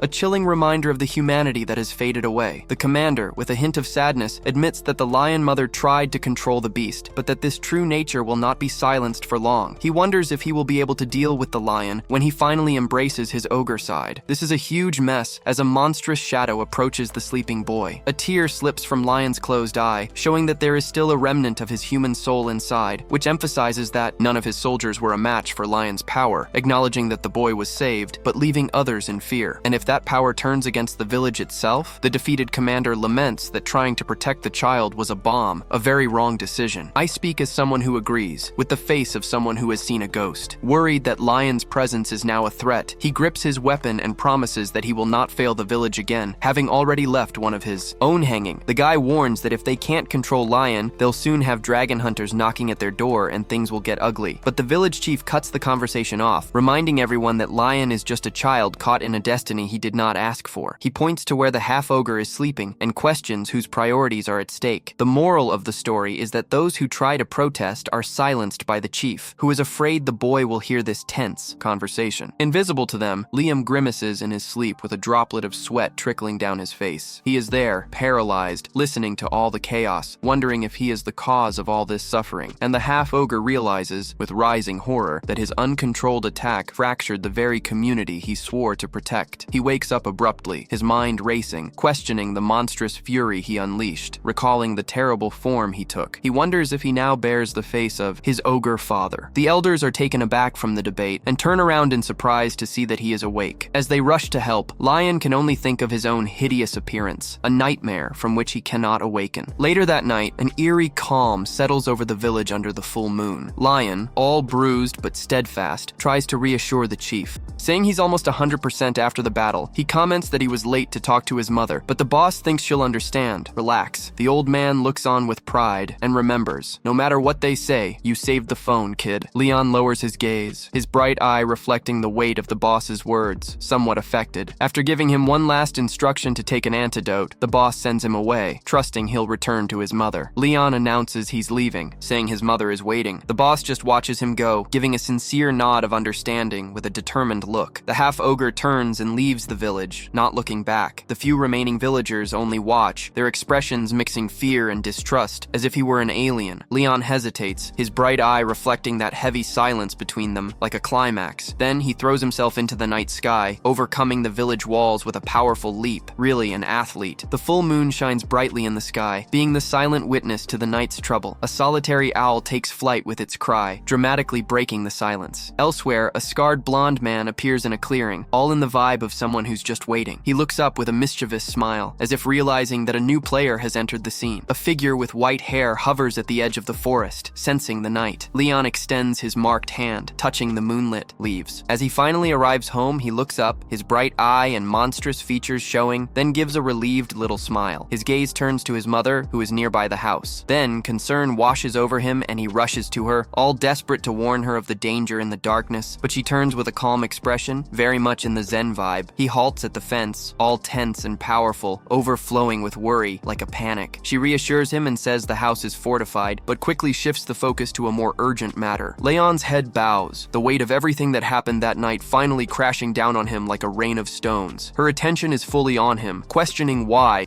he got himself into such a dangerous battle. Alone, he raises his gaze with his gleaming eye, mixing sadness with defiance. As she recalls the warnings she gave, she asks if he faltered when he heard about Nelson's death at the barrier. This matter is getting heated. His hand, stained with blood, clenches tightly as a silent reminder of the violence from that night that showed no mercy. A memory arises with Nelson, who used to comfort a much younger lion, somewhat like a flashback effect of WTF. The memory turns into anguish, his face contorting as he relives the pain of loss. He remembers Nelson's praise, a painful reminder of the man who saw him as a son. What sorrow! In the present, he looks at his mother near the graves, and the silence between them is heavy with a sadness that cannot be hidden. He raises his hand, apologizing for the worry he caused. In an act of vulnerability, he lowers his head and admits that witnessing his friend's last moments has left him on edge, an exceedingly difficult situation. He searches for his mother's gaze, trying to show her how much Nelson meant to him. That direct connection is strong. He explains that even in his final moments, Nelson's concern was to warn him to control his rage. Her expression darkens as he questions what terrible truth his friend was trying to protect him from. The tension rises. A memory of a colossal beast with horns flashes in his mind, reminding him of his ogre father. Are you crazy? His recollection of him is a profile of pure monstrous power, and Lion wonders if this mess is his inheritance. Her hand trembles as she tries to interrupt him, her voice choked with a painful apology. Completely overwhelmed, she covers her face, unable to bear that weight any longer. Oh, father! Lion's concern only grows as he watches his mother crumble, and he doesn't even know how to help. Dude! He moves forward to hold her as she stumbles, filled with pain. A moment later, he pulls the tear from his eyes. The half-ogre hugs her tightly, trying to offer the little comfort he can in that moonlit clearing. His mother's apology hangs in the air, and the story cuts to another part of the world. Click. The scene shifts to Baron Bill's stronghold in the Kingdom of Soren, where the conflict continues inside a lavish hall. A guy questions a recent breach in the legendary dragon hunt. An old noble laughs at the idea of abandoning ancient traditions, as if he were laughing at a bland joke. He complains to a knight, exposing that his people seem to understand neither profit nor the influence of one helplane. The Baron reveals his true intentions, admitting he sees no value in hunting the blue dragon, essentially ignoring it completely. But the knight reminds him that a holy mobilization order cannot be thrown in the trash. The Baron turns to Herman, a profit-driven knight who accepts the title as if it were a gift. Herman says their compliance is a ploy to buy time. He confirms the Baron's suspicions and states that the last hunt yielded quite strange results. Emma reveals that the investigation found a rare half-ogre, confirming the Baron's hunches. The Baron's eyes gleamed almost as if they were about to make an investment because look, this discovery was going to bring in big bucks. After a tense silence in that trophy-filled room, Herman assured that the hunt would be the most profitable in history. The Baron leaned back in his chair with a smile that resembled that of a predator poised to strike, but soon Herman's expression turned cold, revealing that he had his own cruel plans for the Baron. Meanwhile, a red-haired mercenary was there in the square, lost in his thoughts. Suddenly, a hooded knight approached and recognized the mercenary as Tylak of Laden. He said, "Hey, Tylak!" Tylak quickly stood up, nearly jumping with a challenging gesture. He grabbed the knight, signaling that he shouldn't mess with him and his partners. The knight still managed to mock the incompetence of the scholars who were on the mission. He calmly stated that Tylak was being followed and questioned what he intended to do. Tylak did not hesitate to assert himself, mentioning that all this fuss was messing up the quick brawl agreement. The two stared each other down, tension in the air, with Tylak far less impressed by the knight's authority. The knight hesitated, considering that the mercenary's complaint did make some sense. Even with the market on fire, he dismissed the concern with a threat, warning the mercenary not to forget his place. Tylak, with a sardonic smile, wanted to know if the knight's forces were really capable of facing an ogre in the forest. Hidden on a rooftop, an observer was glued to the mess between them, which only grew. The knight's true plan was clear. He could hardly wait for the spoils of the hunt. Cut to a sunlit forest, where Leon is about to get into trouble. Leon plunges into the woods, his soul horn shining in the light through the leaves. He stops, tired and unsure of how to cope with his new reality. Now, cut to a fortified city, in stark contrast to the jungle that Leon already called home. Back in the forest, Leon's expression shifts to a steely determination. He pushes aside the confusion in his head and decides that the priority now is to find food before dark. dark. Primitive instincts activated, he pays attention to his surroundings, knowing it is not the time to return to the village. He plunges deeper into the forest, distancing himself from any memory of the life he had before. The hunt begins when the fierce boar appears, and he is ready for action. At the end of the chase, silence envelops. Leon's eyes gleam as he pursues the boar, his movements a blend of agility and speed. The boar, utterly terrified, realizes it is the prey in this deadly game. It leaps through the forest, trying to escape Leon's fierce pursuit. From above, one can see the frantic escape of the boar creating chaos through the dense underbrush. The boar dashes across a clearing with all its might, but Leon stays steady, occupying the space in a leap as he pursues it. He recalls his lack of experience, but also his mother's efforts to tame this side. Now, he understands her worry as his predatory instincts awaken in a terrifying way. With strength, he lands and prepares to strike at the boar's legs. In a brutal and effective move, he brings down the beast, ending the hunt. The boar is flung into the air, completely defenseless against Leon's force. The boar's eyes widen, realizing that it was indeed always the prey here. In the reflection, it sees the horrifying silhouette of its hunter. Frustrated, its fears look up, realizing that the blood of the father has awakened the predatory instinct it never knew it had. It feels uneasy with how quickly it learned the cruel methods of the hunter. Its mind is trying to comprehend tactics that your body already knows to deceive its prey and deliver the final blow. He accepts that at this very moment, the similarities to his monstrous father are undeniable. His thoughts turn to his mother, and he begins to understand her actions. He wonders if she always feared that he would inherit that side of his father, yet he still feels that a part of this puzzle is missing. Cut to the forest, where the mercenary and the knight are engaged in a heavy conversation. The mercenary recalls a time when that forest was a deadly trap, filled with trolls and gnomes. The knight is doubtful, asking if the creatures were trained for combat. Tilak smiles ironically, dismissing the idea of a war in such an isolated place. The knight falls silent, pondering the conversation as a riddle, and Tilak even admits that he exaggerated, but assures that the truth wasn't far off from his story. He mentions that a nearby village is still attracting traders, despite the risks of the forest. Then he reveals that the recent orc attack was orchestrated by a legendary Uruk from Truvania. The knight is shocked, recognizing the Uruk as a former commander from the Great Racial Wars. Tilak smiles, agreeing that it is quite strange for such a famous warrior to appear in that hole. Tilak quips about how this simple hunt became so complicated. The knight remains silent, his emotions hidden by the shadows of his hood. Locke promised that there were still more surprises up his sleeve and encouraged the knight to speed up as they approached the target. The sun gives way to a dark part of the forest, and suddenly everything turns into a peak of action as their forces collide with the monsters of the woods. The guys get to work, cornering a surviving goblin to ask questions. A soldier jokes, saying that the little creature had already revealed everything,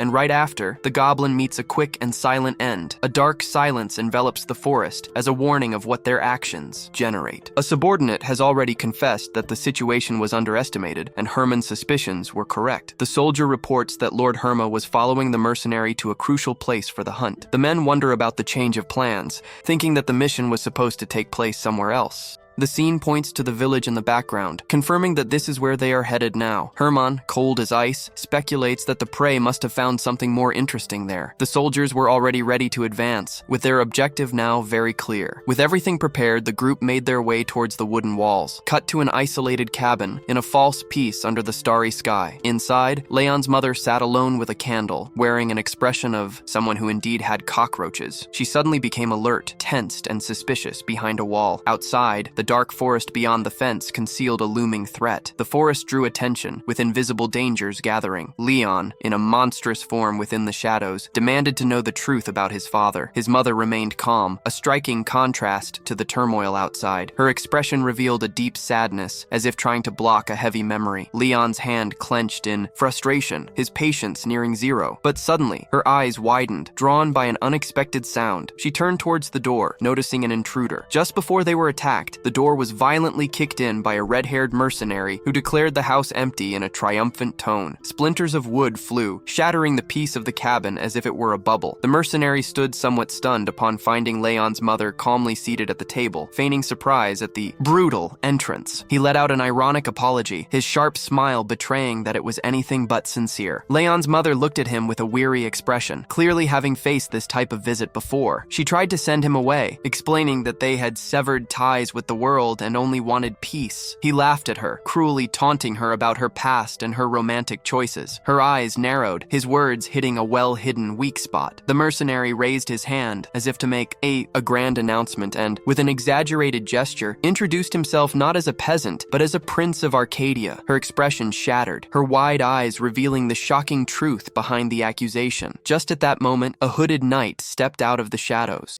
Giving more weight to the mercenary's assertion, the two intruders now stand before the revealed princess with the true purpose of their visit. It becomes clear that the knight feigns surprise, mocking her for hiding in such a modest home, stating that wasting her life in such humble quarters is well beneath her dignity. Hermann, the knight, formally invites the forgotten princess to return home. The peace she has carefully built crumbles, and shock overtakes her face. She asks how they found her, insisting that years have passed and she cannot return. With a sigh, she says that if her family truly cared, she would have been found long ago. But Hermann reveals that, although she is officially dead, the family never stopped looking for her. He poses a provocative question, challenging her acceptance of this isolated life. A glimmer of defiance lights up her eyes, especially due to the arrogant way he speaks. In that moment, a nearby candle extinguishes, making the tense atmosphere even darker. Hermann then promises to purify her of her impure blood, a veiled threat aimed at her son. Meanwhile, above the starry sky, a solitary watchman rises like a guardian in the village. Deep within the forest, a mysterious figure, cloaked and helmeted, issues a silent command. A squad of assassins emerges from the shadows, ready to carry out their mission. The full moon illuminates the scene, setting the stage for the deadly hunt about to begin. The hunters confirm that the target is a half-blood, but acting like a predictable ogre, the leader dismisses the idea of communication, whispering that an ogre only knows how to act on instinct. With the plan set, the two hooded figures move deeper into the darkness, through threatening woods. The leader comments, relieved, fearing that the target might be more human. His subordinate confirms that the half-ogre is still young, equivalent to a 13-year-old human, making it an ideal target. The subordinate mentions that they never had a choice about this dark mission. The leader predicts that soon the target will return to the village walls. At the core, he orders them to prepare for a formation against ogres, demanding results before the Lord's arrival. Elsewhere, Hermann sends Leon to check on his snack.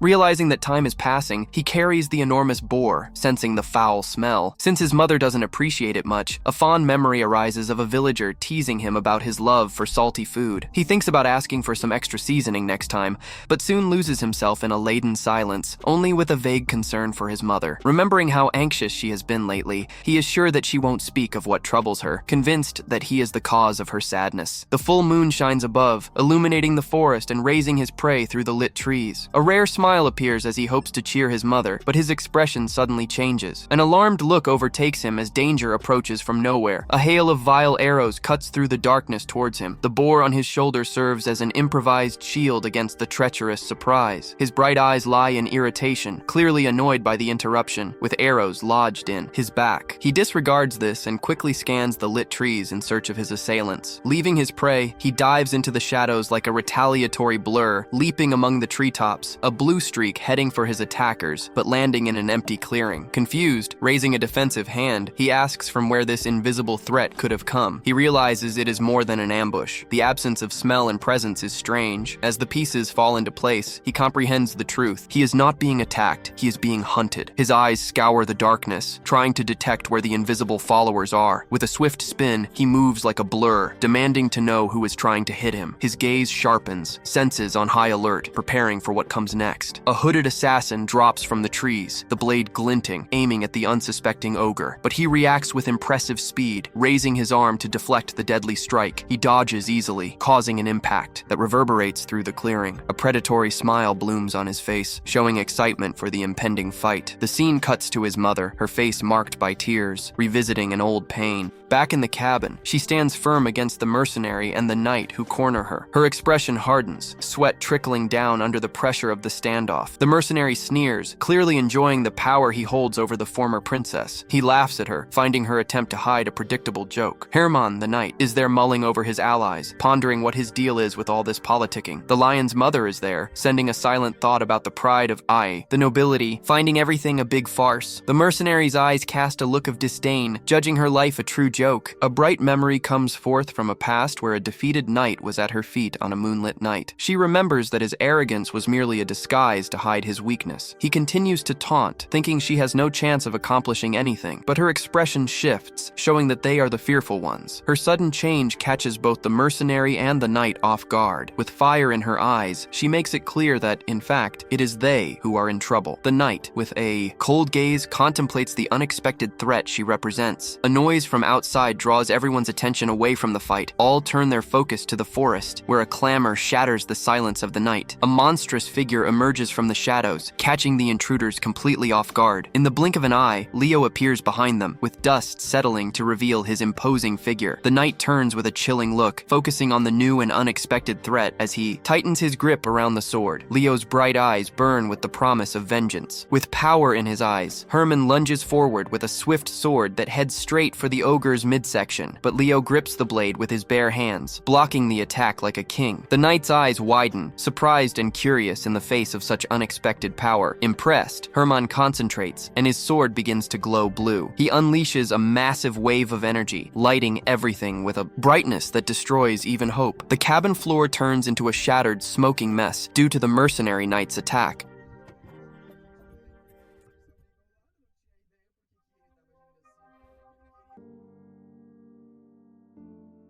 Thrown to the ground, he could only look in astonishment at so much power that he never believed possible. He realizes, terrified, that the knight's arrogance was based on a surreal skill. The mercenary wonders if Hermano had been holding back his true ability all along. He never imagined he would encounter a swordsman of such caliber lost in the forest. But in the dust, Leon rises defiantly, protecting his mother against all intruders. Herman watches everything with a distant look, his blade still humming with power, not creating a barrier between his mother and the intruders, his eyes filled with rage.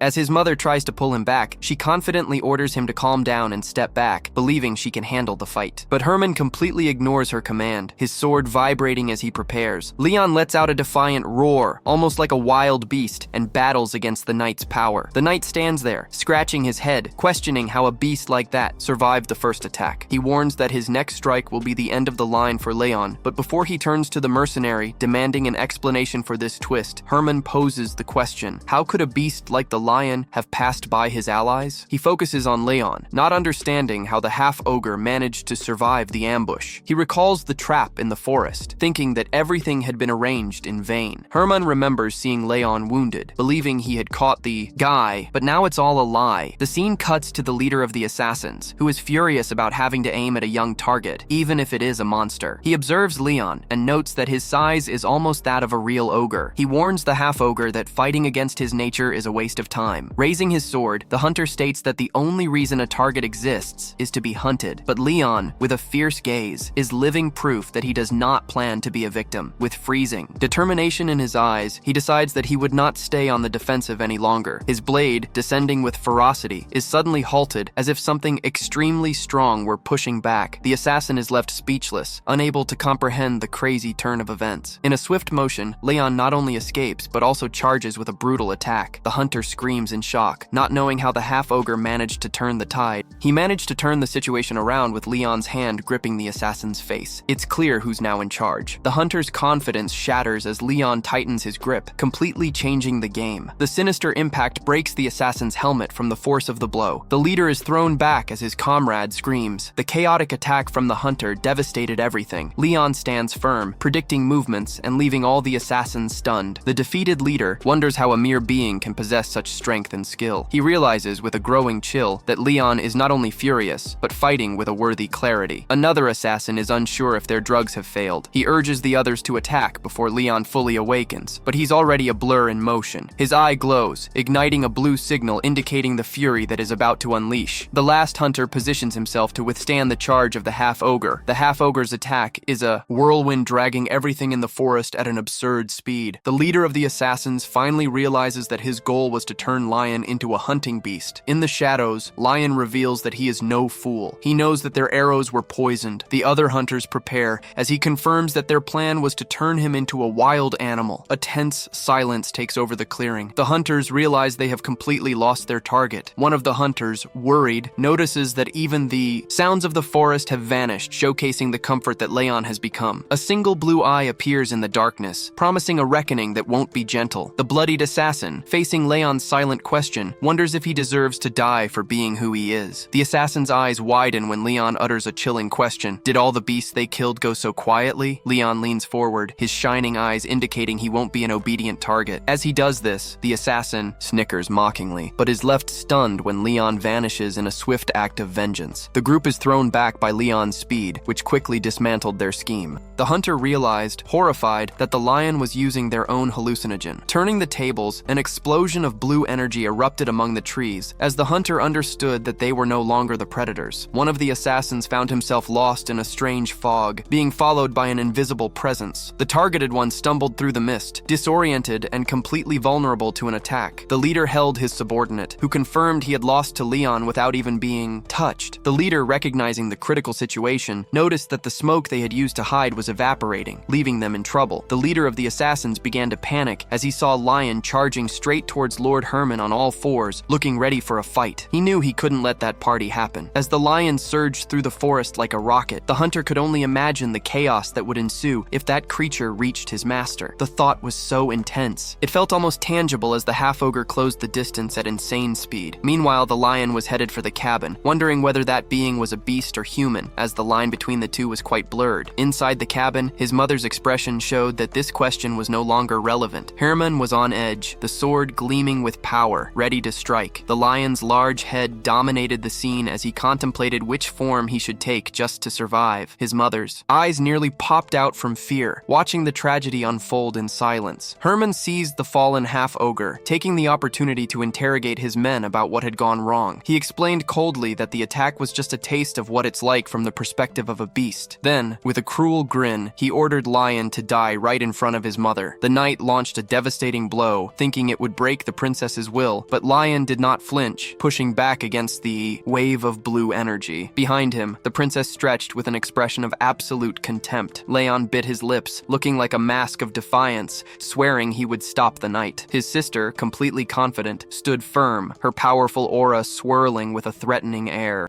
After the attack, the knight's expression turned into a steamroller of indignation. Due to the half-ogre's resistance, the mercenary and the princess could only watch the scene from the sidelines, commenting on how aura users are a heap of trouble. But the mercenary was enjoying the mess, a mischievous smile on his face. Meanwhile, the princess was running through the moonlit forest, ready to make her own play. A shining pendant around her neck pulsed with energy, and she revealed that all of this was part of her plan. She gracefully landed in the middle of the swirling magic, confirming that everything was unfolding exactly as she desired. It was a firm hand that exuded a powerful aura. In response to her unexpected confidence, the knight fell silent, his cold eyes analyzing this unforeseen change in the battle. His hand tightened on the hilt of his sword, preparing to unleash a new level of power. To the mercenary's shock, the knight's sword began to change, transforming into a completely different weapon. He swung the new weapon, which glowed with absurd energy, now wielding a massive, luminous trident. Herman's eyes shone in a white hue, ready for a serious fight. The knight charged forward, determined to end everything in a single decisive blow. With the new weapon, Herman unleashed a hurricane of pure energy, a blinding blue light tearing through the darkness of the night. The attack struck the ground, erupting into a gigantic, devastating explosion. A bright band of light cut across the sky, illuminating the entire forest with its might. Yet deep in the woods, the assassins were shaken from their trance, stunned by the sudden display of power. One of the hunters soon recognized the distinctive energy of his commander, Lord Herman. He realized, with a sinking feeling in his stomach, that the half-ogre must have pushed his lord to the limit. A flashback revealed Herman's pragmatic nature, who preferred a long spear for its efficiency instead of the traditional knight's sword. The narration reminded that these art weapons were underestimated as tools for common soldiers, but Herman saw the potential and modified the weapon to channel his aura with maximum efficiency in the hunt. The face of the assassin leader hardened, knowing that for Herman to use this weapon, the hunt had turned into a deadly brawl. Series, a killer, confirmed Lord Herman's location due to the explosion, ordering his men to move without delay. But a subordinate warned that running could attract the attention of the creatures in the forest. The leader was grinding his teeth, furious for having let the half-ogre escape. Another hunter reminded him that facing Herman's wrath was a far more dangerous threat than any monster. With no choice, the leader gestured for them to proceed, without looking back, and off they went in a desperate chase through the dark forest, appearing as a blur in motion towards their target. Suddenly, one of the hunters lost his balance and crashed up, spinning like a top. He wondered if the hallucinogen they used on Leon had affected him too. The guy's senses failed him, and he admitted he was dizzy and disoriented, a victim of his own trap. Horrified, he saw Leon acting purely on instinct, his body knowing exactly how to react. He realized that this predatory nature was the true, terrifying legacy of Leon's ogre father. Leon's mind raced, applying the brutal principles of hunting against his pursuers. He understood that cornered prey will always turn against its hunter, and Leon used their human predictability as a weapon. The scene cut back to the cabin, where Herman's surge of energy struck its target. Leon roared in defiance, caught in the powerful whirlwind of the night. The force of the attack collided with him, a brutal blow that flattened the boy. He was hurled through the night skies, a victim of the colossal knight's power. Meanwhile, the village was silent, the ground covered with arrows from invisible conflicts. The column of smoke sliced through the starry sky, marking the scene of the explosion of a watchtower. The chief and his men spotted the turmoil, already thinking of Leon's mother. One of the guards realized that the smoke wasn't from a campfire, wondering what had happened. After a tense silence, a younger guy recalled the warning not to mess with Leon's family. He argued whether they could really stand still while mother and son were in danger. Another villager countered that if the trouble was too big, even for Leon, their intervention would be absolutely useless. The smoke in the distance was like a dark beacon showing the power unleashed in the depths of the forest. The chief was grappling with his duty, wondering if caring for the village meant abandoning two of his friends. Ken appeared with a sinister warning. The fate of the lion's mother could determine the survival of the village. Tired of the chatter, the chief took charge, ordering the men to arm themselves as he prepared to go in person. A young villager nervously agreed to go along, praying for safety as they left the tower. Meanwhile, the assassins were racing through the low vegetation with the village as their destination. Blue beams of light sliced through the forest, revealing their frantic sprint. The commotion stirred other predators of the forest, and a pack of bright-eyed wolves emerged from the shadows. The hunters leaped through the treetops, giving it their all. Finally, they reached the clearing by the cabin. Seeing Lord Herman already waiting for them, he was there, alone, amidst the swirling mist, a silent and chilling presence. His subordinates approached cautiously, aware of the heavy failure that hung in the air. The entire squad knelt before the commander, awaiting judgment for their incompetence. Herman watched with a dark gaze, recognizing that they were far behind in this deadly game. The leader of the assassins took responsibility, reporting his failure to a silent Herman. Herman's icy stare sliced through the night as he asked whether the failure was a personal humiliation. Desperate, the leader warned that the target required extreme caution. He explained that the lion was not just a beast, he was a hybrid of ogre instinct and human reasoning. The assassins involved mentioned that Lion's bond with his mother showed a level of control that made the madman a ticking time bomb. He tried to shift the blame, stating that his squad only did the dirty work of Herman's grander schemes. Herman merely responded with a cold look, as if he had frozen the man's heart. With the sword gleaming before him, he presented a choice: show the empty hand or prepare for a more sinister role. The knight was already in the pile, planning his next move and the shenanigans that would come to a close.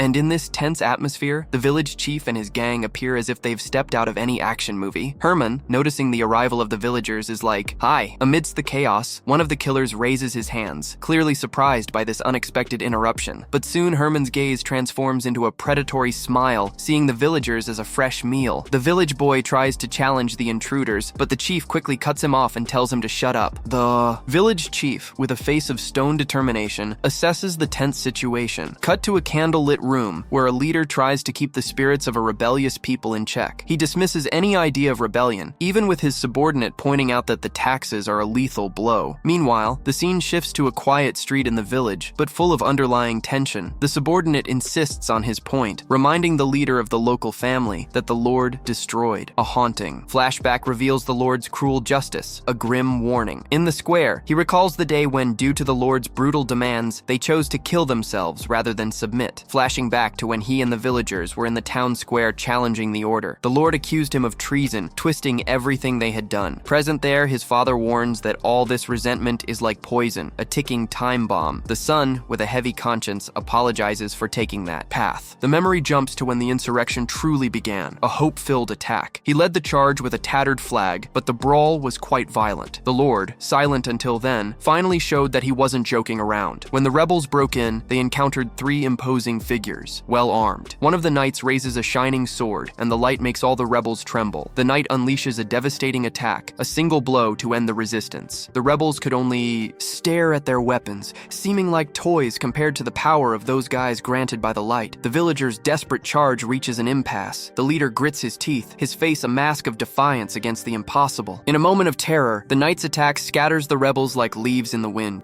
The leader screams in silence, witnessing the cruel response of the Lord. A heavy silence emerges, almost as if the sky is mourning the failure of the rebellion. The memory revives the day when the people united, their last act of courage, but hope turned into a tragic spectacle, a warning for anyone who might think of rebelling. The leader's last defiant glance was a warning about the costs of defying the Lord. The chief recalls watching in silence as his son's fate unfolded in a cruel show. This moment explains why, now, upon receiving the report, he rushed into the forest with a grim determination. He remembers the night he managed to escape Soren's grasp. He never forgot the 3 elite knights who were like unbeatable executioners. The terror of their gleaming blades imprinted itself in his memory forever. He recalls a rookie knight who defeated his entire militia without breaking a sweat. He returns to the present. He realizes he stands face to face with that very knight in the forest. Herma's sarcastic smile and his vibrating sword confirm that the nightmare has returned. The horrific image of his son's last moments invades the chief's mind. A villager screams his name in despair, and the chief already knows ruin is about to arrive. The boy tries to warn him, but it's too late. Rama and his gang have already surrounded the crowd. He remembers a chilling warning about this very night. Now, with the executioner before him, he has a warning: the assassins charge. And soon one of the villagers is quickly taken down. The chief watches in horror as another of his men suffers a brutal attack. The hooded figures move like ghosts, leaving the villagers lost. He screams in pure rage, powerless, as his men are slaughtered by the assassins. In the swift movement, the chief finds himself cornered with sharp blades at his throat. Herman, with the utmost calm, says this isn't anger, it's just a lesson in good manners. Despite the blades near his neck, the chief glares at Herman with disdain, resisting the twisted proposition. Herman delivers a grim ultimatum, making it clear that resisting will only generate more chaos and death. Before the chief can open his mouth, a blinding blue light explodes from the side. The explosion hits something that leaves. With his mouth agape, Leon decided to confront the knight. He is thrown through the night sky, utterly subjugated by the insane strength of the knight. The shattered ground is just another testament to Herma's power, a true stone's throw. Leon lies there motionless, as if life is being ripped away from him. From above, his silhouette is a mark against the destroyed earth. His thoughts revolve around the injustice that is his life, feeling like a walking crime. Amidst the pain, he considers accepting his fate and dying without a fight, but the moon's reflection in his gaze shines with defiance. Not yet. No way. He reaches out to the moon, a desperate attempt to grasp something beyond. He growls, questioning what kind of monster he needs to become just to survive. A haunting vision of a terrifying creature appears, a wolf that shares the same vibe. The beast rises beside the orc, surveying its territory beneath the illuminated sky. Leon's face contorts into a primal scream, his humanity slipping away as the ogre's blood takes over. He realizes that perhaps, to live in this world, he must become the worst monster of all. Through the pain, his eye gleams with a newfound coldness. The scene shifts to an ancient text, stating that the true nature of ogres remains a mystery. The other monsters of the forest gather, drawn by the chaos of the battle. The wolf beast reveals its wild essence, a reminder of the brutal rules that govern this place. The wolf beast licks its jaws in a primal act. Amidst the illuminated chaos, a memory of the princess speaks that although powerful monsters are common, they are predictable, but she makes it clear, ogres are the exception, always defying known standards. The narration wonders how these solitary creatures acting on their own can be so dangerous. Back in the present, the wolf beast and its orc are surrounded by a rival pack. The beast's head raises, drawn by a disturbance coming from afar. The memory insists on questioning how a solitary ogre reigns supreme in a forest. The ogre's eyes shine with an indomitable power, which is the source of its terror. In the present, Leon screams, his body explosively charged with that same blue energy of the ogre's. It matters to the silent village that quietly ignores all the monstrous power awakening outside. The narration concludes that the true essence of an ogre is expressed through raw and untamed power. A close-up of its elusive eyes shows a terrifying intensity, a glimpse of its primal soul. This raw power is displayed when a monstrous figure looms over the village, a blur of uncontrollable strength. Back in the clearing, Herman remains serene amidst the chaos, his presence emanating a cold authority. The village chief kneels in defeat, a silent testament to the brutality and efficiency of Herman's men. With the villagers as prisoners, Herman's forces are ready, advancing with their plans. In the distance, the watchtower rises like a beacon of light, oblivious to the danger at its doorstep. A guard observes the scene through the spyglass. His silence speaks volumes about the horror he is witnessing. Herman lifts his gaze, realizing he is being watched. The village walls, now aware of the audience, the knight and his squad focus all their attention on the fortification. Herman's blade, Zuni, with intense blue energy, vibrates with that fearsome, raw power. With a chilling expression, he swings his sword, gathering a swirling aura for a devastating attack. The tower guard watches it all, eyes wide in shock at the display of the knight. He unleashes a massive wave of energy, not against his prisoners, but directly at the village walls. A rain of shining projectiles cuts through the night, a clear and devastating warning to the spies. The explosion hits the watchtower, proving the power that leaves the guard dazed. His men confirm that the tower was not damaged, and the captain hesitates to order a counterattack, realizing that the knight could have easily destroyed it, but chose to miss the target. The captain perceives this as a warning of surrender and tells everyone to stay down. Herman and his squad await the captured village chief, signaling their intentions. The village chief kneels on the ground, a grim image of acceptance in front of his captors. In the tower, the guard captain shouts, realizing the critical situation below. He knows the chief is now a hostage of a knight, whose fame is cruel efficiency. He questions his men, trying to understand why the chief would put himself in danger. He discovers that the chief was not alone, and that makes his blood run cold at the thought of the peril. With renewed urgency, he orders a group to find the chief, saying that he will buy time himself. A subordinate protests, warning that facing that knight is a death sentence. The captain gives one last grim order. If he falls, the villagers must evacuate through a secret passage. He grinds his teeth, knowing that for men like Herman, the lives of villagers mean nothing. Observing the damaged fortifications, he curses his luck. Cornered by an unbeatable enemy, Herman and his squad rise like a terrifying force. With his back to the viewer, the captain of the guard watches in silence, his expression hardening as he ponders impossible options. He knows a memory surfaces of a powerful figure questioning what ambition and profit really are. The condescending words echo, challenging the idea that success can be achieved solely through willpower. The memory shifts to a brutal landscape, blanketed in snow where a massive beast is poised to attack. A young Herman, marked by battle, appears struggling with the creature, his difficulties laid bare. He recalls the bitter rejection, scorned by the nobility for being a poor knight. That was the moment he highlighted that sheer will does not guarantee success. In accepting this, he focused more on cold, calculated profit than on honor. But back in the present, the bloodied lion rejects this philosophy, vowing to challenge the knight. Herman's cold eyes narrow, assessing the captain of the guard's challenge. A blue glow emerges, signaling that the brawl is about to begin. The knight remains unmoved, his powerful aura exuding an intimidating calm. Advancing, the captain warns that he will make the introductions himself. He challenges the knight's authority, saying that the noble does not understand local customs. He curls a cruel smile, realizing the captain's attempt to buy time. With a maniacal grin, he raises his gleaming blade, laughing at the captain's strategy. The captain prepares, facing the overwhelming force of the knight in a blinding clash. The village chief screams in horror, witnessing his captain being brought down in a brutal fight. The situation is clear. With the captain wounded and kneeling in defeat before the knight and his desperate squad, the village chief offers himself up, saying that his people know nothing about the trouble. He begs the knight to use him as bait and tries to calm the tensions, but Herman's patience runs thin. He raises his sword with disdain and gets ready to make an example. The injured captain is caught by the devastating pulse of energy from the knight, being obliterated in an instant. Herman unleashes his power with a cruel smile, deciding to silence the captain once and for all. The energy erupts in a blinding flash, completely engulfing the villager who dared to challenge him. The brutal aftermath of the attack is evident, marking a dark turning point. Despite the blow, the captain remains standing, his eyes filled with shock. He kneels, a solitary figure of defiance against the imposing silhouette of the village. But the sister reveals that this is just the opening act, her shining blade promising much more. A cruel smile appears on her her lips, her eyes glinting with the energy of a predator toying with its prey. She explains that this is all a performance, a display to provoke her true quarry. The captain is once again hit by a blinding wave of energy, reduced to a mere pawn in the warped game. Herman declares that he will unleash the consequences of resistance upon the entire forest. He instructs his men, planning to use the villagers to send a bloody message. The captain's face is a mask of pure fury, his will unbreakable in the face of death. The assassins descend upon him in coordination to end his defiance once and for all, but their assault is interrupted by a monstrous figure with glowing eyes, shocking everyone. Herman laughs maniacally, dismissing the assassins as he revels in the chaos. Leon's radiant eye burns with cold fury, freezing the scene with his silent arrival. Herman mocks the ogre's impatience, taunting him for abandoning his mother's side. Disturbed, Herman delivers a massive horizontal strike. Herman's blade becomes a blur of pure energy. Bold as ever, Leon decides to meet the blow head-on, diving into the arc of light. To confront the knight face to face, the knight's sword gleams with a monstrous power as he prepares for the impact, showing a concentration that is downright terrifying. Herman is channeling all his strength to deliver a devastating blow, turning into a true beacon of destructive energy, unleashing a maddening torrent of power. An explosion of blue and white light engulfs the scene, with a vortex that could leave you dizzy. Amid the chaos, Herman shows a hint of surprise, his blade still vibrating as if dancing back in the swirling energy. Herman watches every move of Lion as Lion's eye glows with a focused red intensity, almost screaming, "I'm here!" The knight, mocking the ogre's half-hearted attempt to challenge him, lets out a sarcastic chuckle. Lion charges forward, a quick blur that catches Herman's attention as if an alarm has sounded. Assuming Lion has nothing more to show, Herman prepares to unleash the same strike as before. He swings his blade with razor-sharp focus, generating a colossal wave of destructive energy. The clearing is sliced by the brilliant arc of light, a testament to the knight's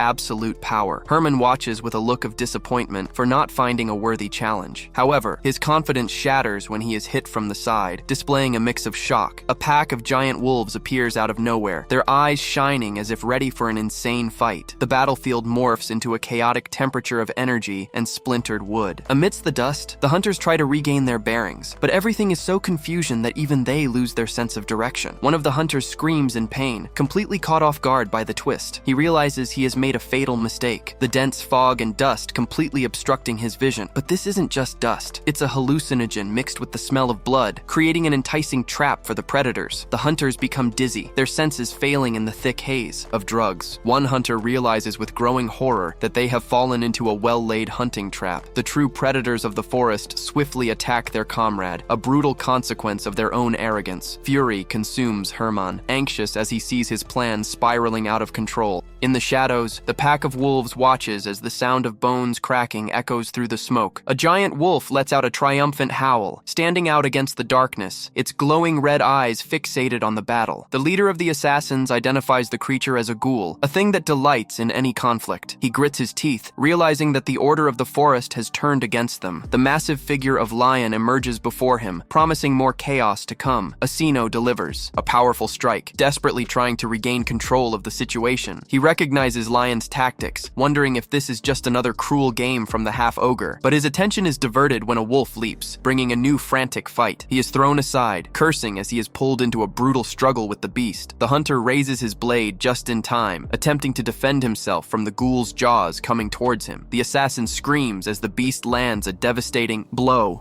unleashing its fury with eyes already trained on its next target. Amidst the chaos, the hunter realizes in horror that he has been completely outmaneuvered. Lion lunges in a split second, delivering a devastating strike that shatters the assassin's defense. He spins with a force that makes even gravity reconsider its choices, his body a storm of blue energy. The impact causes the hunter to stagger, revealing just how monstrous the power of the Half-Ogre truly is. Lion stands over the defeated enemy, now flanked by the terrifying wolves. He holds the captured hunter with absurd ease, demonstrating his newfound dominance. Even in defeat, the hunter manages a bloody smile, questioning why he has fallen. Lion watches him coldly, his bright eyes revealing nothing, only conveying a message of retribution. The hunter asks why Lion is dragging this out instead of finishing it quickly. He realizes that this is a demonstration, a message that Lion wants to send. As the carnage unfolds, the assassin taunts, saying that Lion is nothing more than an ordinary monster. Lion's piercing gaze answers the hunter's taunt in silence, but the interaction is broken when Herman releases a massive wave of energy. The knight's attack sweeps across the clearing. Striking Leon and the hunter without a second thought, Leon is left in shock, unaware that the brutal intervention of his commander would come in handy. He looks up and sees Hermann descending like an executioner, his blade crackling with unmatched power. The half-ogre is completely submerged in the blinding torrent of the knight's aura. Hermann's eyes shine with a cold resolve, showing that he is now in control. Hermann grits his teeth, furious at having to plunge headfirst into this chaos. Leon intercepts the knight's blade, his eyes shining brighter than a star. The knight's strike deals brutal damage to the opponent. The force of the impact sends the half-ogre crashing to the ground. Hermann rises victorious, with the defeated beast lying at his feet. In barbaric style, the half-ogre can only look up in shock, recognizing the knight's brutal strength. Hermann stares at his rival, wondering if the pitiful hybrid of a monster will ever understand what it means to be a true knight, a cruel. Smile spreads across Hermann's face as he promises a painful lesson. He raises the fallen wolf like a trophy, vowing to personally demonstrate the difference in power between them. The forest in the distance is silent, the smoke from the battle rising into the starry sky. The mercenary lets out a condescending laugh,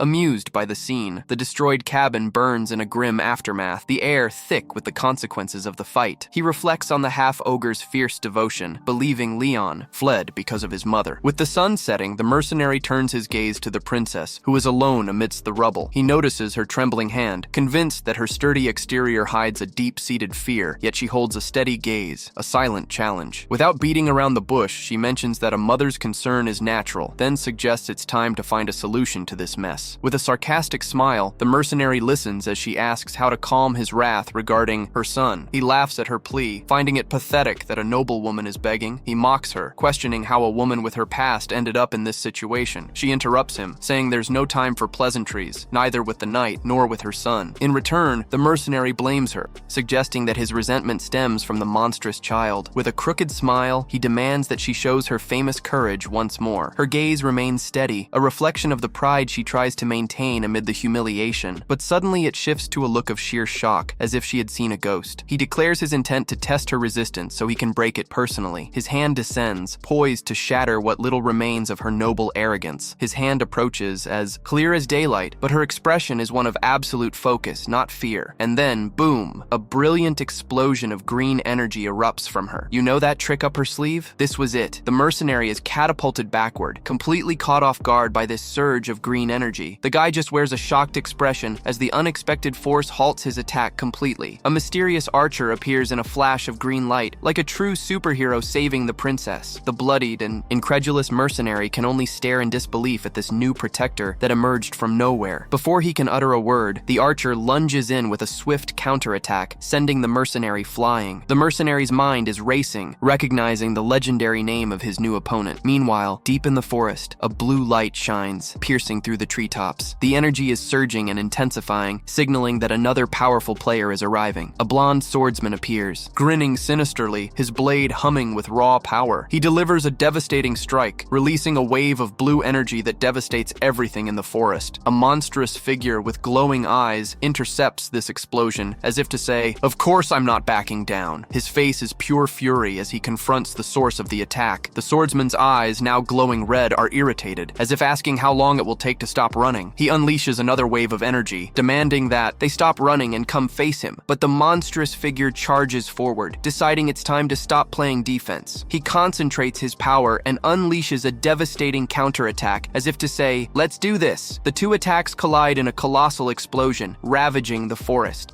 Without mercy, the swordsman braces himself against the shockwave, his sword absorbing the impact. He lands like a master, burying his sword in the ground to come to a stop. The two warriors lock eyes as the monstrous figure catches its breath after the exchange. The monster's glowing eyes narrow, contemplating the cycle of hunter and hunted. Suddenly, a strange sensation washes over him, as if some power is slipping through his fingers. The swordsman admits he has never encountered such power. Before, thinking, "What the hell?" he chuckles at the idea that a mere half-blood could become so strong so quickly. The notion even crosses his mind that this creature might be the new king of the forest, but he quickly dismisses that thought, laughing at his opponent's strength. Unfazed by the size of the beast, the swordsman charges in to attack again. He launches into the air like a blur of movement, closing the distance with absurd speed. The monstrous figure steps back, absorbing the swift blow with a cold focus. The swordsman makes the most of his advantage and continues the exchange. His attack is a blur of blue energy, flooding the monster in a chaotic clash. He smiles confidently, his blade poised to end it all. The monstrous figure grinds its teeth, caught in a dazzling arc of the knight's assault. Without hesitation, the swordsman unleashes another powerful wave. The creature's eyes widen as it takes a brutal blow that seems decisive. Yet, in the heat of battle, the swordsman stumbles over an unexpected dark resistance. A bright red symbol appears in the air, signaling a dramatic shift. The monstrous figure rises amidst a storm of red energy, looking far more menacing. And, in a shocking turn of events,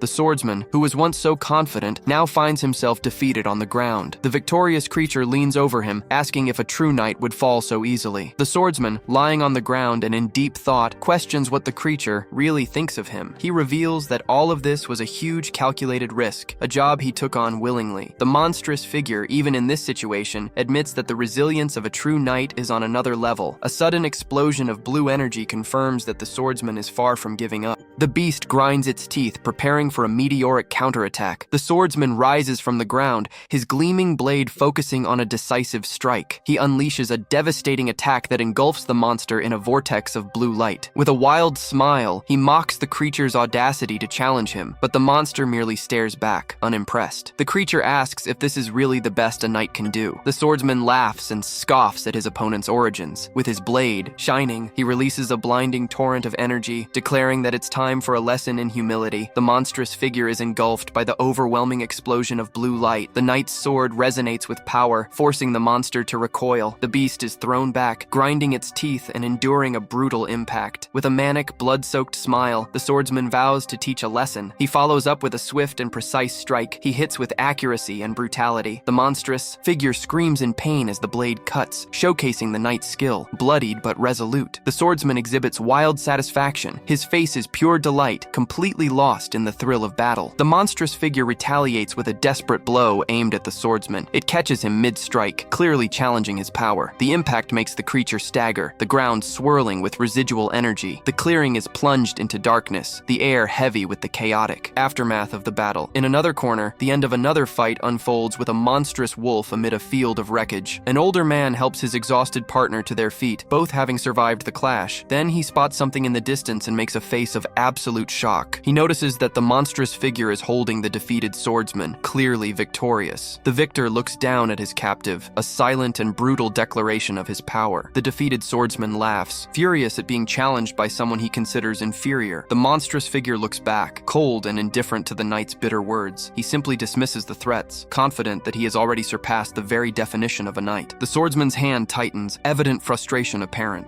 While his provocations find no target, with a nagging doubt in his mind, he asks if his opponent's obsession with titles stems from a love for the land he despises. The monster's expression darkens, acknowledging that this is not the path he wanted to take. Furious, the swordsman's hand bursts with power, indignant that his status is being challenged, but the fight ends in a single brutal moment, leaving the swordsman's weapon abandoned on the ground. As the morning light breaks, a silence descends over the ruins, contrasting with the chaotic night. The princess lies among the wreckage, her hand resting on a broken beam, witnessing the end of the struggle in the calm of dawn. She is alone amidst the total destruction of home, with a weary look, assessing the devastation. The scars on her face speak of past battles, yet her eyes now are determined and cold. Then, with a resolute nod, she turns her gaze away from the mess of the previous night and focuses on the path ahead. She gives a final silent wave to the destroyed cabin, a sad farewell to the life she is leaving behind. The morning sun shines through the broken walls, illuminating the brutality of the conflict.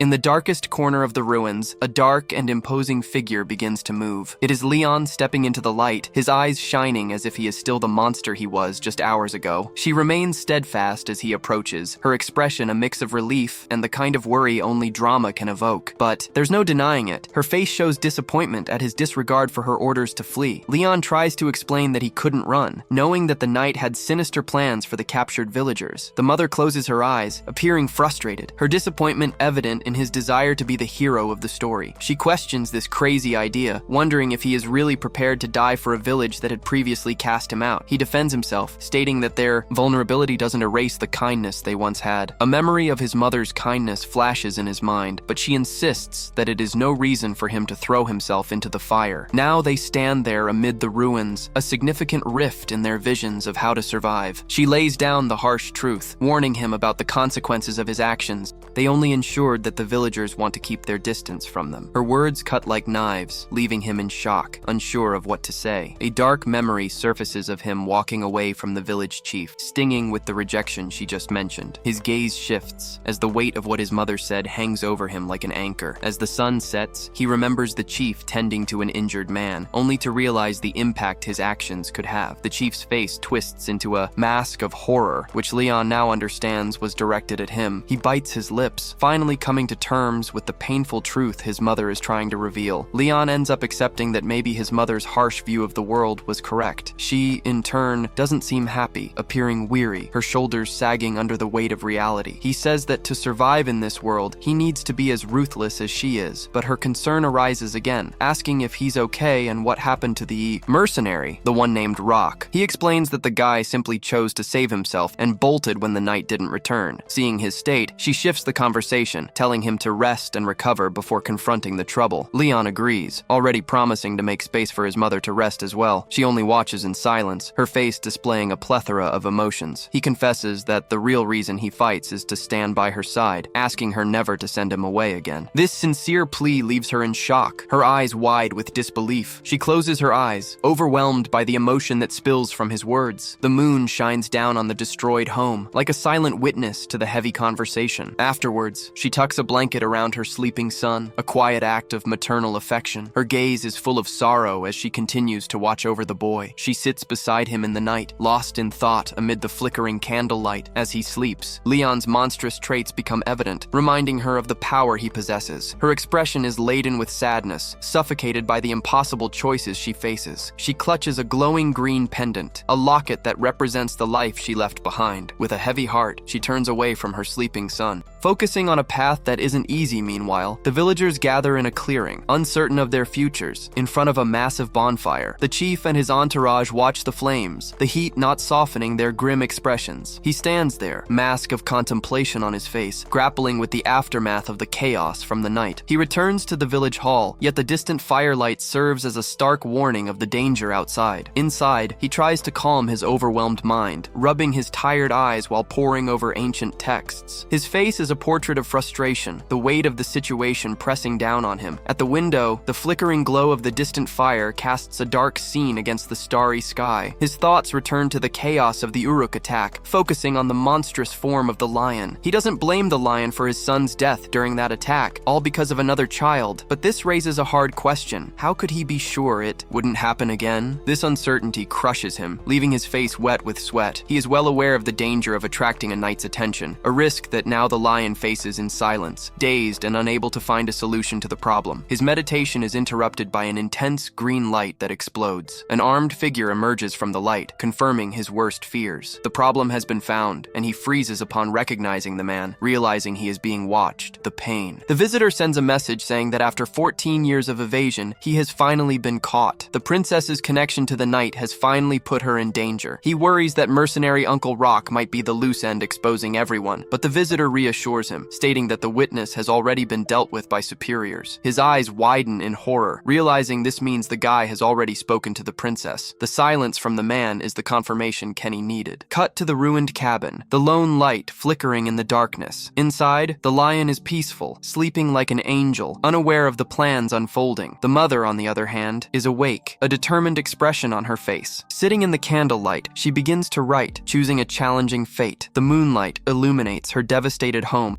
As the decision is made, the lion sleeps soundly. Silent tears stream down its face, a testament to the sacrifice it just recorded. So, did you enjoy this madness? If so, smash that like button and subscribe to the channel so you don't miss any insane recaps. And of course, drop a comment down below. I want more parts because if this video gets plenty of comments and engagement, I'll drop the next part, which will be even more explosive. We're in this together. See you in the next recap. And hey, watch out not to turn into a dungeon mob.